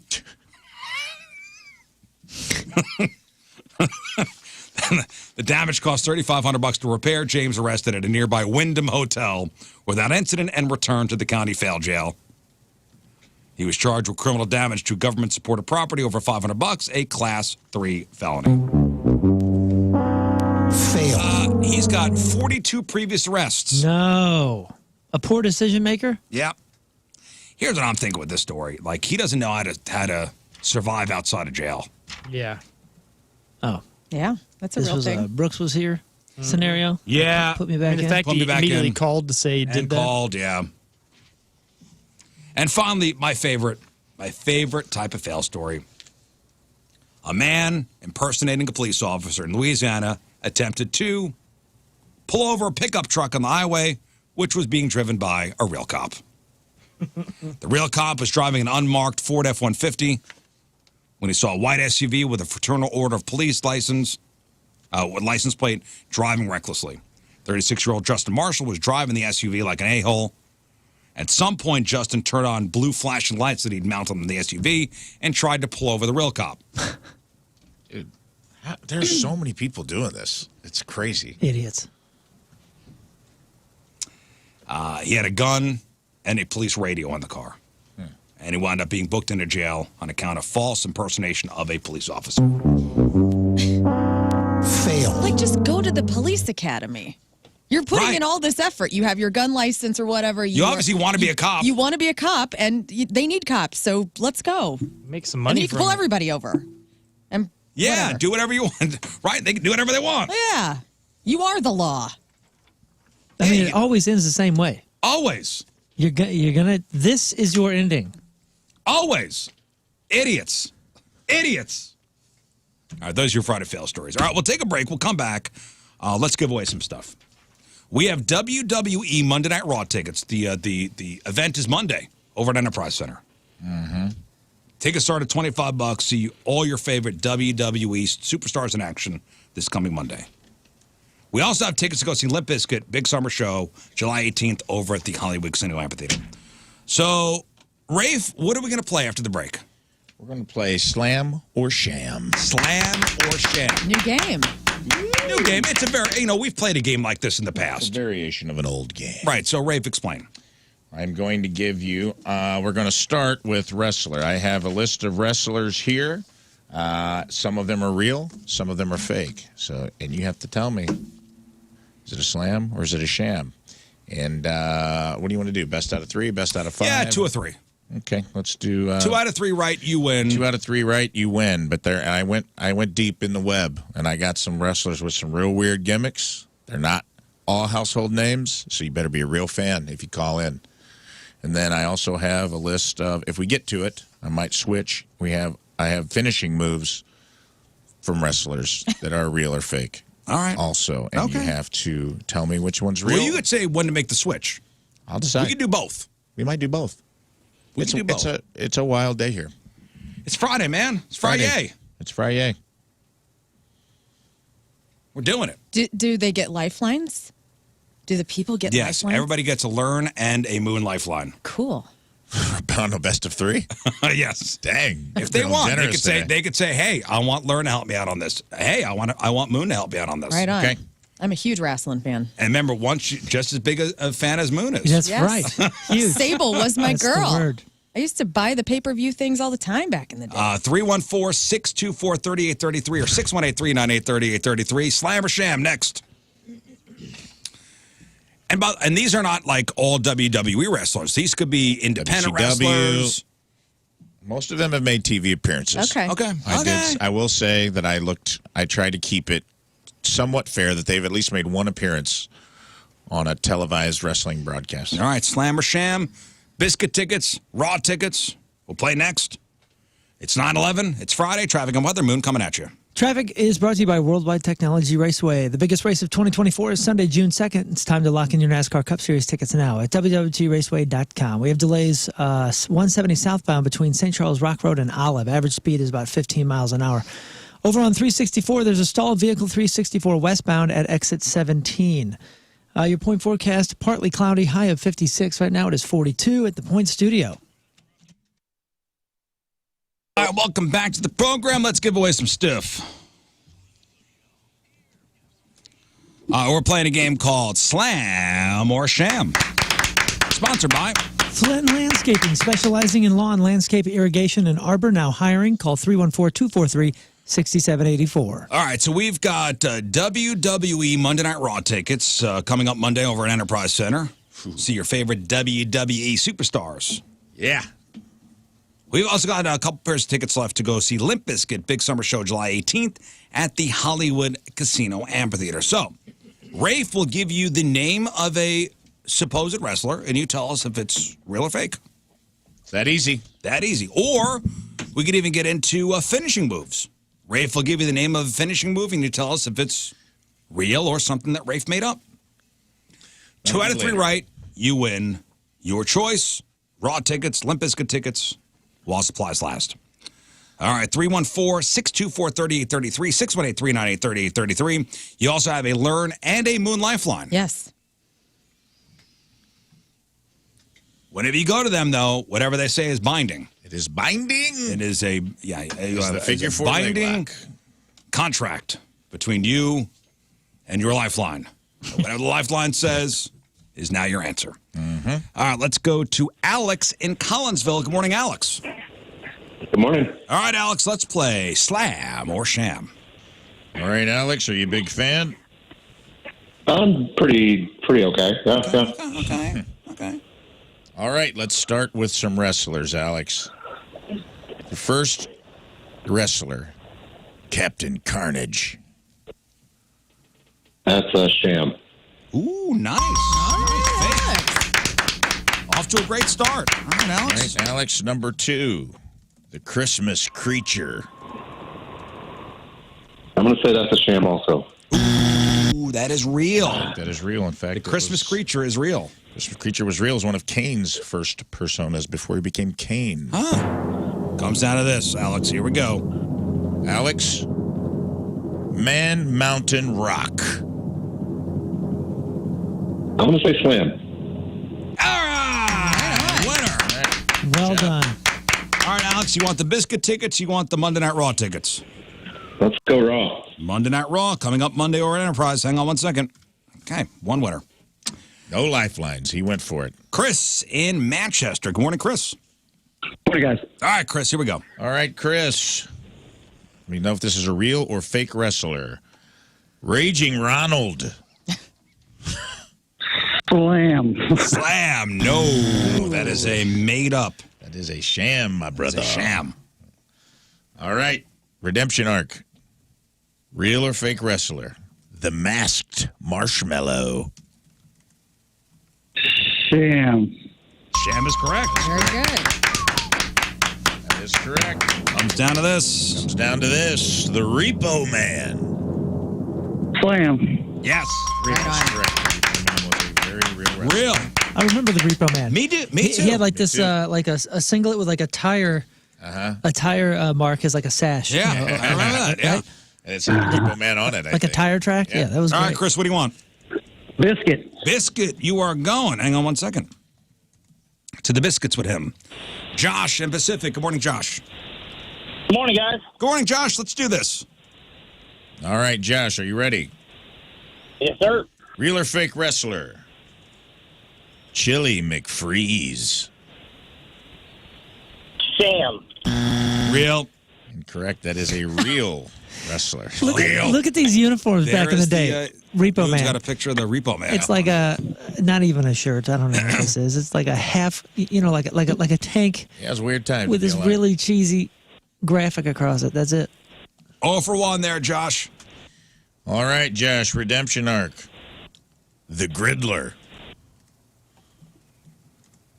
Let's go. I'm going to go with Moon on this one. Oh, man. Moon, the Griddler. Man. What was the last one? Chili McFreeze was real. The Griddler. The Griddler. Oh, man, I'm gonna say Sham. Sham is correct. How dare each and every one of you Good in job, this Moon. room Good job, right now. Moon. Yeah. I am the Griddler. I feel good. Learn is the Griddler. That's Learn right. is the I Griddler. am a sham, though. That All was the wrestling you I got. wanted to see if people listen to the show daily. You're lucky you threw it to Moon, who knew the answer to that. Comes down to this, Josh. All right, Josh. Real or fake wrestler? Real or fake wrestler? Slam or sham? The Boogeyman. Real. All right. Outstanding. Real. Way to go for the assist there, man. Yeah, man, I feel All right. good. What do you want there, Josh? Monday Night Raw. Monday Night Raw. You're going. Hang on one To second. be honest, I think we had him on the Griddler. If he didn't throw Yeah. it, I think we had him. All right, we're going to switch it up now to finishing moves. All right, Eric, you Whoever there? might be on the phone. Yeah, what's up, guys? All right, we're doing finishing moves now. What's up, finishing dude? moves. Real or fake finishing move? All right, Eric, I'm going to give you 3 finishing moves. You tell me if they are a real finishing move or if I made it up. Number 1, the Gravity Defier. Fake. Fake indeed. Okay. With authority. Okay. Authority. Number 2, Photon Punch. I think that's real. Ooh, that is fake. The authority went right out the window on number 2. The photon punch. Although that is a cool finishing move name. For sound cool? Carl Sagan's kid? Like, what are you talking about? Photon Punch. F5. That would be real. That is real indeed. Brock Lesnar's finishing move. Lesnar's finishing move. The F5. All right, what do you want, Eric? Raw tickets. Monday Night Raw tickets. All right, hang on one second. Oh, I have one pair of Monday Night Raw tickets left. One pair The photon punch is from a wrestler called the Ghostbuster. Ghostbuster. Yeah. The photon punch. Love it. Who are you going to call? And then he kills you. All right, let's go to David. Hello, David. Hey, Hey, David. All right. how's it going? All right. It's Friday, you know. Trying to finish up the show. All right, Rafe. Here we go. Finishing moves, David. The People's Elbow. That is a slam. Yeah, that's Very that's real. Rock. Yes, Yeah, that is the real. Rock. Rock is the people's It elbow. was a gimme. Okay, next. Next, Cyclone Smash. Slam. That's fake. Incorrect. That is. Rafe Oh, made that man, up. that sounds like it would be something from the Natural Disaster Tag dude, Team. Cyclone Smash Cyclone sounds dope. Smash, no. I'm trademarking all these, by the way, that I made up. Finally, here we go for all the money. Eclipse Pile Driver. I want to say slam. Oh, no. Sorry, buddy. I also made that one up. Maybe I have a future. I feel bad. Finishing moves. God, he We're was on a right roll there. there, man. We It's were like on a people were roll. winning. Everybody was happy. Right. Mike, hello. Hey, happy birthday, Rizz. Thanks, buddy. All right, Mike, here we go. All right, Mike. Here we go. Asteroid Impact.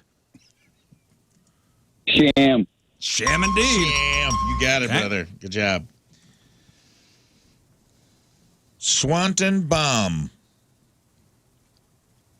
Sham. Correct. That is Jeff Hardy's finishing Jeff move. Hardy's finishing move. Everybody Oh, Learn I to do don't that. want an email about Of it. course. Swanton Bomb. Here Gotta we be go. Swanton Bomb. For all the Swanton marbles. Bomb, I don't know. Orbit Overdrive.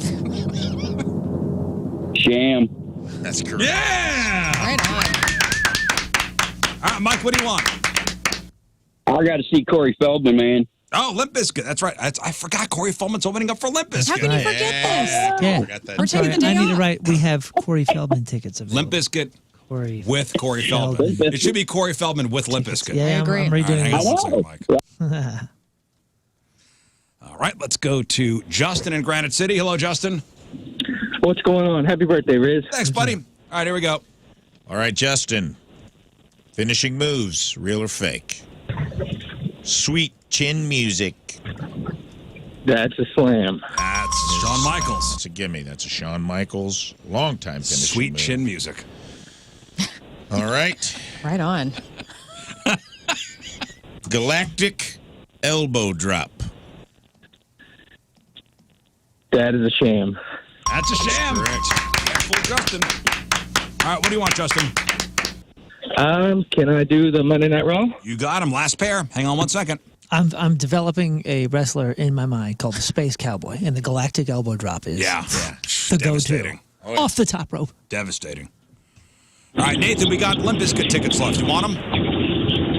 Yeah. All right, let's play. All right, Nathan, finishing moves. Coming at you. Comet clutch. Sham. Sham indeed. That also belongs to the Space Cowboy. Yep. Tell you what, and then you know what it is, too. You know what he's clutching. Pa-pow! Yep. Right there. He's got it. Your camel. It's an it's an emergency only move, but I mean sometimes it's necessary. Okay. All right, number 2, zigzag. Zigzag. Real? Yeah, slam. Slam. Okay. Got it. That is Dolph Ziggler's Got it. finishing move. All right, hang on 1 second. He's a Son winner. of Dolph Lundgren. Yes. There we go. They take We first. gave everything away. That's right. That's it. We gave everything away. That's We how got Dolph's nothing doing. left. That's how you want to go out. Yeah. Die empty, as they say. We'll play this again at some other point. All right. I got a ton of them. Yeah, great. All right, we have time for some emails. Oh, sweet. Emails brought to you by Kloss Furniture. Lowest prices guaranteed. We have something for everybody. I think it's kind of goofy that y'all take one human being suggestion of the 7 billion people on planet Earth and that people actually use a hotel iron to reheat pizza. Where are the polls? Spelled wrong. Where are the facts, my bros? I'm not kidding. I got this email. 15 minutes later, I got this email. Oh, I've used a hotel iron to cook a steak. Grab some mayo from the lounge, rub it on the steak, take some salt and pepper on it, set the iron to linen's hottest setting, wrap the steak in foil, 7 minutes aside. I've done it multiple times. That was the very next email. Yep. Nobody does that. And then the very next email. Oh, yeah. I do that. I do that all the time. We're all stupid. The yeah, person using the iron to make the steak and the person thinking nobody's using next it. time I go to a hotel, which I'm going to Nashville in a couple weeks, I'm going to use my hot iron in the room as a hibachi table. Great. It's my favorite anytime we touch on these kind of subjects, we get like both sides of the emails. People are like, nobody would ever do that. And the next person's like, I do this twice a day. I'm going to make an onion volcano. No. Yeah. No that sounds onion like a great volcano. idea. As a I'm going to do like I'm going to Oishi. Yeah. You're going to have sake and spray the Who sake want- in yeah. somebody's mouth? Cool. Who wants to see egg roll? And then you roll the egg. Oh, no. Yep. Next. Hey, fellas. Yes, that includes you, Big Terry. Hey, I'm here. Hey, you want Big it, you got it. Where's your mustache? Just want to give a shout out to King Scott for nailing the Washington, Missouri pronunciation on the show, because that is 100% how the majority of people pronounce it, being from Washmo. Absolutely annoys the hell out of me, but you brought me home for a few seconds there, King. Go Blue Jays, Alex. From Washington. He's doing a thumbs up. He's on the phone. That's right. Yeah, Thank you, listen, Alex. I love you. I've heard plenty of people say it as Washington? Washington. Washington. Washington. Okay, I mean, all right. I mean, Whatever. there's an R in there that's not necessary. We're going to wash the car. You throw in an R's where you don't need R's. Whatever, man. Hey, whatever. Whatever, man. Next. Hey, big Super Bowl coming up shortly, and Lern has been making a real effort. I don't know if anybody's noticed it, but you've been really trying to get into sports. You love sports. I love now. sports You're so much, you guys. hard. I wear the colors. I know the players. I know the stats. So somebody wants to put you to the test, or put all of us to the test, and say, can you name the big four, baseball, football, hockey, and basketball, professional sports teams that are named after states instead of cities? Good luck. 4 out of 5 stars. Laura and Chad. I have a list. Okay. The big four? Arizona. Out of the big four. Arizona Coyotes. Arizona Coyotes. Oakland A's. First of all, it's not Arizona Coyotes. It's the Arizona Cardinals. Wait. Oh, states. Hold up. It's the Phoenix Coyotes, isn't it? I think it's the Phoenix Coyotes, my friend. Florida Am Marlins. I wrong? Right. No. Yes. Damn it. Now I got confused. Arizona Cardinals. You. Did it used to be the Arizona Coyotes? Where? Give me. Thank you. Florida Marlins? Florida Oh. Marlins. Was it? Did it used to be the? It's not the It's not the Florida Marlins anymore, by the way. New York Giants. Hang on, let's go back. It's not the Florida Marlins. I believe it's the Miami Marlins at this point. Miami Marlins. But there is a Florida team still called Florida something. This is why I hate Florida sports. Panthers. Florida Panthers. Thank you. Now, if I don't coach you, can you even get one? Yeah, give me a second. Oh, man. There's another Arizona one. Arizona Diamondbacks. There you go. There's a lot more than you think there are, actually. Wait, California Angels. California, I believe that's the Anaheim Angels. Angels now, yeah. It used to be the California Angels. Yeah, I don't think there's a California anymore. Seattle Seahawks. Seattle Seahawks. The Wyoming Hootenannies. There's no Wyoming Washington. teams. Are we counting the Washington teams as a province? Technically, sure. What about New York? I got shot down. Those will technically, yeah, we'll call those the extras. If you want to do New York Nets, Mets, Giants. It's not even New York Nets anymore, is it? Is it back It's to the Brooklyn Brooklyn Nets? Nets. But either way, Mets, Yankees, fine. We'll give you credit there. These are legit state. We'll give you the Nationals. We'll give you the Capitals. We'll give you the Commanders. Pro teams. Texas Rangers. I have a headache. Texas Rangers. Lern scores a point. Good job. Point for And Lern. is now tied with Rafe. Indiana Diamondbacks. Nope. Indiana Pacers. Close. The Indiana Pacers. Yes. I don't have that on a list, but that is right. That is correct.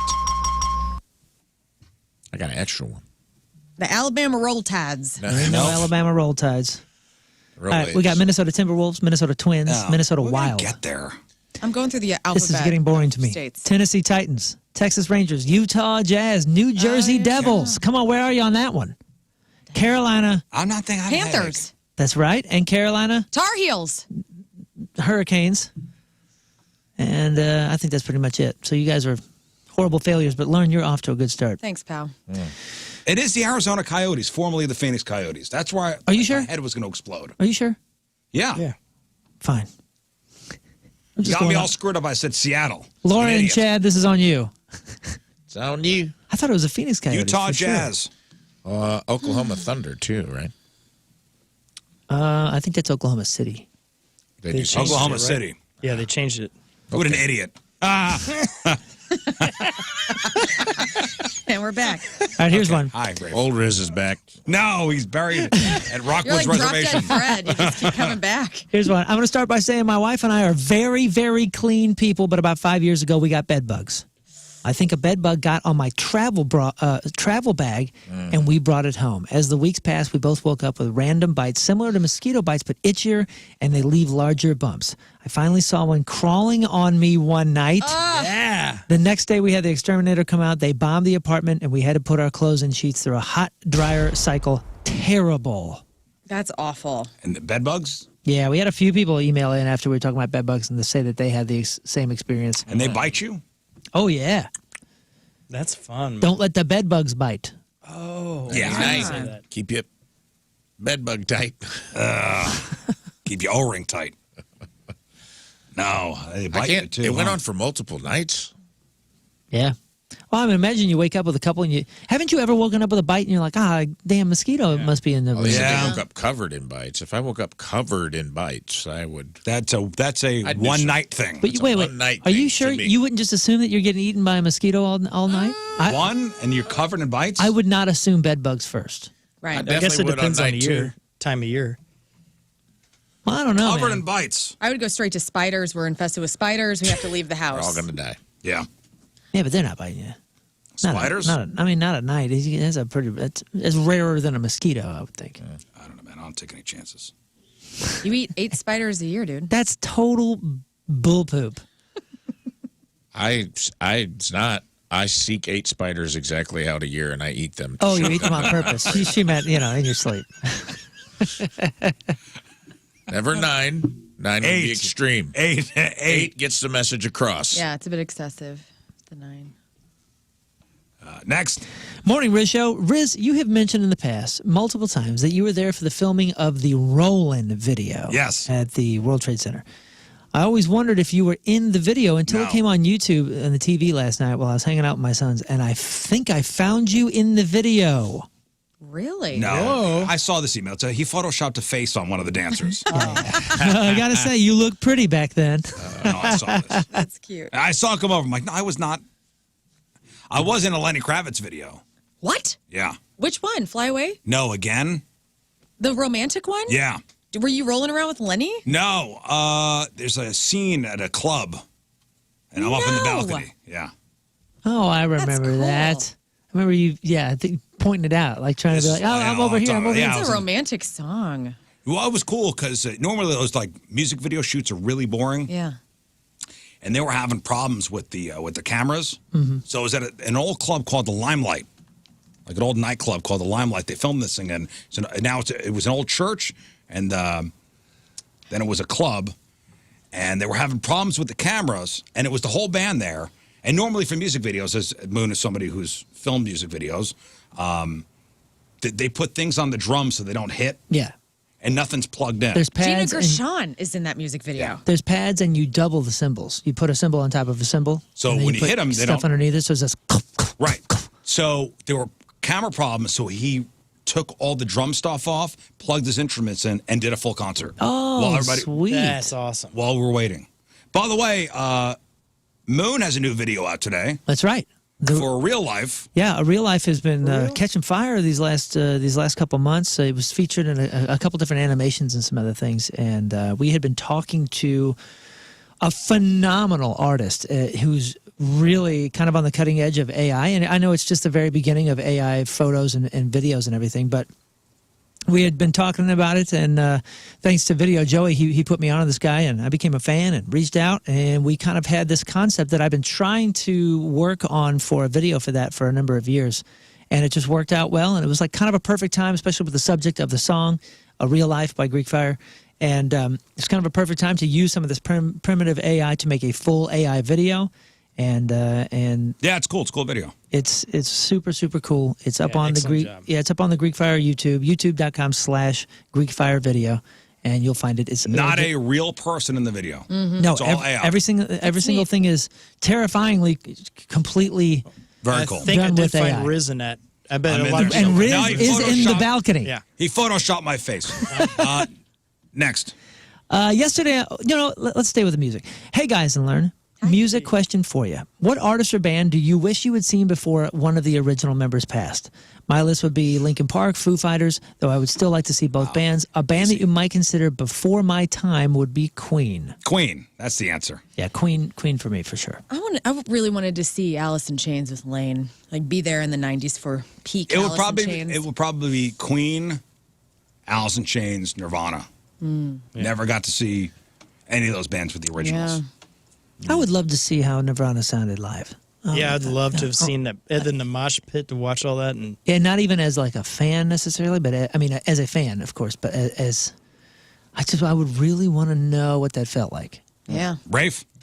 Probably the Highwaymen, because that was Johnny, Waylon, Willie, and Chris Christopherson, two of which are no longer around, so I get to double dip there.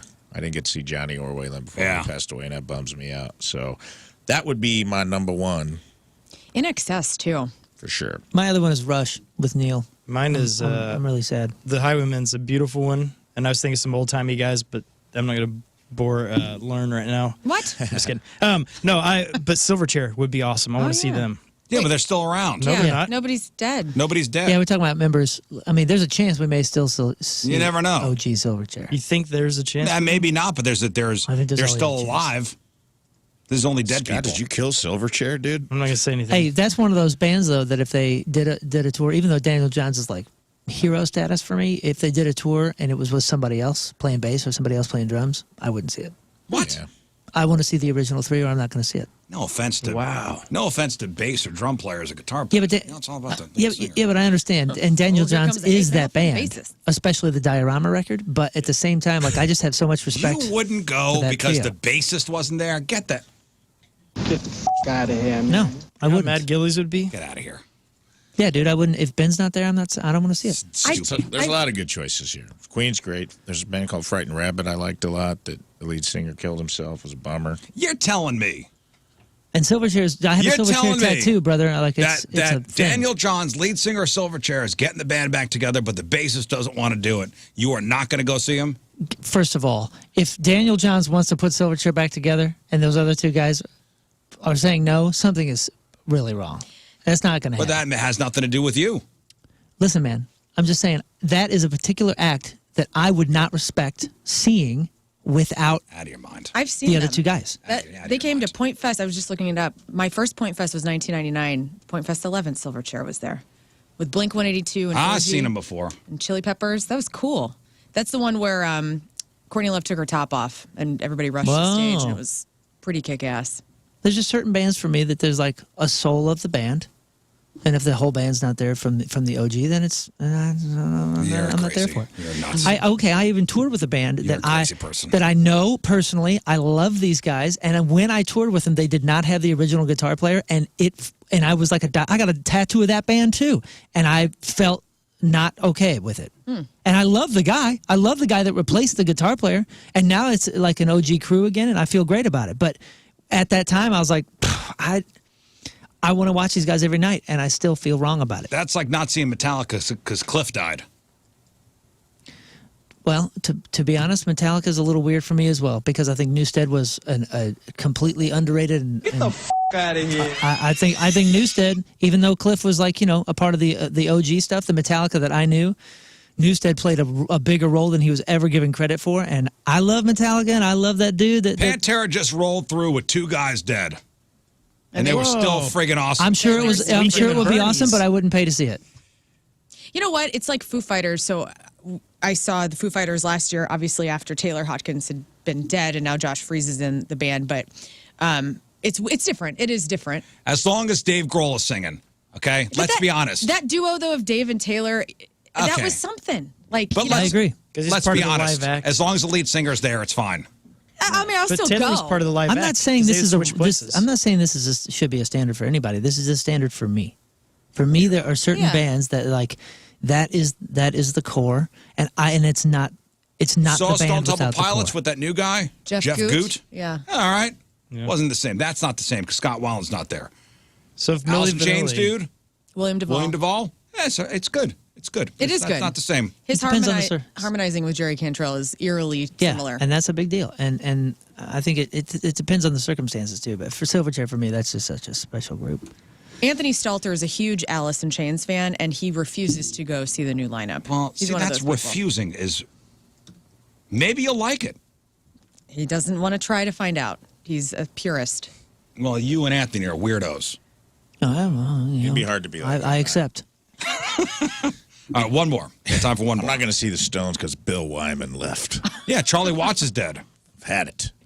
Yeah, Charlie Watts died. What about that? And it was weird. I went to that show. I've seen with be Charlie kinda Watts, and then the first show back without As long Charlie as Watts. Nick's there. Charlie was- Watts. It was fine. And Keith. But it still was strange. I think Keith goes down, Stones go down. I do think Yeah, what that is about a that, Rizz? guitarist. Yeah. That is true. Nah. There's a dynamic there. There is a Maybe you're not dynamic going to in hear that some band. Keith sung songs. Like, you're not going to hear Happy. You're not hearing that anyway. They play that. Maybe that's the word that I'm missing is dynamic. It's like the dynamic of the relationship of these bands that like started when they were kids together. That's the Silverchair thing for me. Is I want to see these childhood friends that made a record at 15 that changed my life when They're I was talking 15 about and I maybe heard Rush this going band. out again. And that's so cool, and I'm super happy for them, and I want them to make a living. So you would not go see... I would say it, but I would not feel Of good course, it'd about be it. something missing, of course. Well, for me, I don't want to.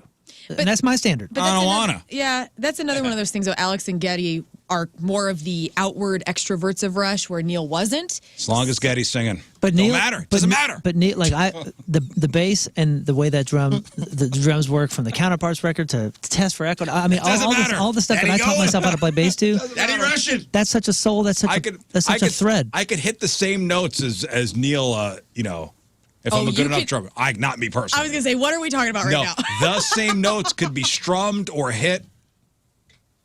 But that can't voice fly by cannot night. be matched. The voice cannot. All right, we don't got time for another email. Fine. I'm disgusted with all yous. Whatever, Rizz. We'll take one final break. We'll come back, wrap her up. Ladies and gentlemen, that is it for us. Donnie Fandango is next. Today's wrap-up is sponsored by... Jack in the Box Jack Wraps. A little bit of healthy, a little bit of indulgence, only at Jack. All right, well, Moon, what's today's podcast title? I Am the Internet with Sam Comroe. Oh, yes. Thank you, Sam Comroe. thank See him you, at Sam. Helium Comedy Club this weekend. Moon, what do you got left? Can You Feel the Punk Tonight tickets? Yes, there are some tickets available. They are on sale on the Point website, on the pageant website, 3 p.m. and an 8 p.m. show. It's all your favorite Disney classics. It's a family event. Is the 8 sold out? At the pageant? No, nothing is sold out yet. I had a friend that tried to get tickets last night. No, it's totally available, man. All right. Totally available. And I had a few people in the chat, actually, that I saw ask if costumes are welcome. You know, their kids, or even if you're not bringing kids. Costumes are totally, don't listen to Rizz. Oh. Costumes are totally welcome. I'm wrong. We're going to have so many characters there. We're going to have so many characters there you can take pictures with and all that, including the 501st Legion from Star Wars. They were there last year and a huge, huge hit. And I mean huge because Chewbacca and Darth were there, and both are over like 6'5". Chewbacca was like 8 feet tall. So that is going to be very cool. Also, the Story of the Gear YouTube channel. It's at youtube.com/Story of the Gear. That will have a new episode. A Soccer 101 podcast. We dropped a new episode last night, so that is already up because the season is upon us, starting in just a little bit. Preseason games have already started for St. Louis City SC. And then also Greek Fire's new video that we've been working on for years has just released this morning for a real life. Make sure you check that out on the Greek Fire YouTube. Thank you, Moon. Lern. You can follow me on all the socials at Lern versus Radio if you like cats and headstands and hot dudes. Cats doing headstands. Cuddles. Or if you want to see like my, which I think is something interesting, my perspective of you guys, because I have you guys in my feed as much as anybody else, please follow me at Lern versus Radio. All right. What's going up on the socials today for the show? Oh, yeah. So each Friday, we're doing something called the Peak of the Week. And so if you follow the Rizz Show socials, you'll see what the peak of the week has been, video form from the last week. So it's pretty funny. Yeah, it's something that we couldn't get to last week that we are getting to this week. Awesome. Rafe. Peak of the week. Peak of the week. Follow us for Peak of the Week. Follow me at I am Rafe Williams. I could use a few followers. I dropped about 50 this week. I think I went a little too far on a video I posted. It's fine. It's not. I'm not for everybody. Was it the one where you're talking to Tina's vagina? It was the one where Brian Bahama Poolside? was giving poolside mini massages, and I think some people. It was just sometimes you go too far. It was hilarious. It is hilarious, and I ain't taking it down, so suck it. And that's why I need people to follow me at I am Rafe Williams. Okay. Get my numbers back up. All right. I'm peaking ever close to that coveted 23,000, and we all know Rafe 23 is for me. And if you're not doing anything tonight at the Heavy Anchor, Tina is headlining a show called The Future is Female. It is all female comedians. All the time, top to bottom, and she's going out on tour tomorrow. So if you've ever wanted to see her in town, I would come tonight. All right, thank you, Rafe. King Scott. Yeah, I'm a world record junkie now. This is like my thing, I guess. And so part of that world record is I'm going to be the first to reach 1 million on Venmo. Yeah. So follow me on Venmo. It's only $1. It's really awesome. We're going to get over 1 million. This is a really cool movement. Has anybody actually given you money? Yeah. Really? I've made some bones so far. How much paid money? off one you house. Made some bone? What's that? How much money have you made? I think it's like $24 or something. Whoa, that's awesome. These people are awesome. And so great. So this is going to be awesome. It's going to be $1 million plus the very first one. You got to declare that in your taxes. How many dollars per plug would you say that is? Yeah, right. Like maybe 10 2 cents. or 3 or hopefully it'll start turning into thousands though.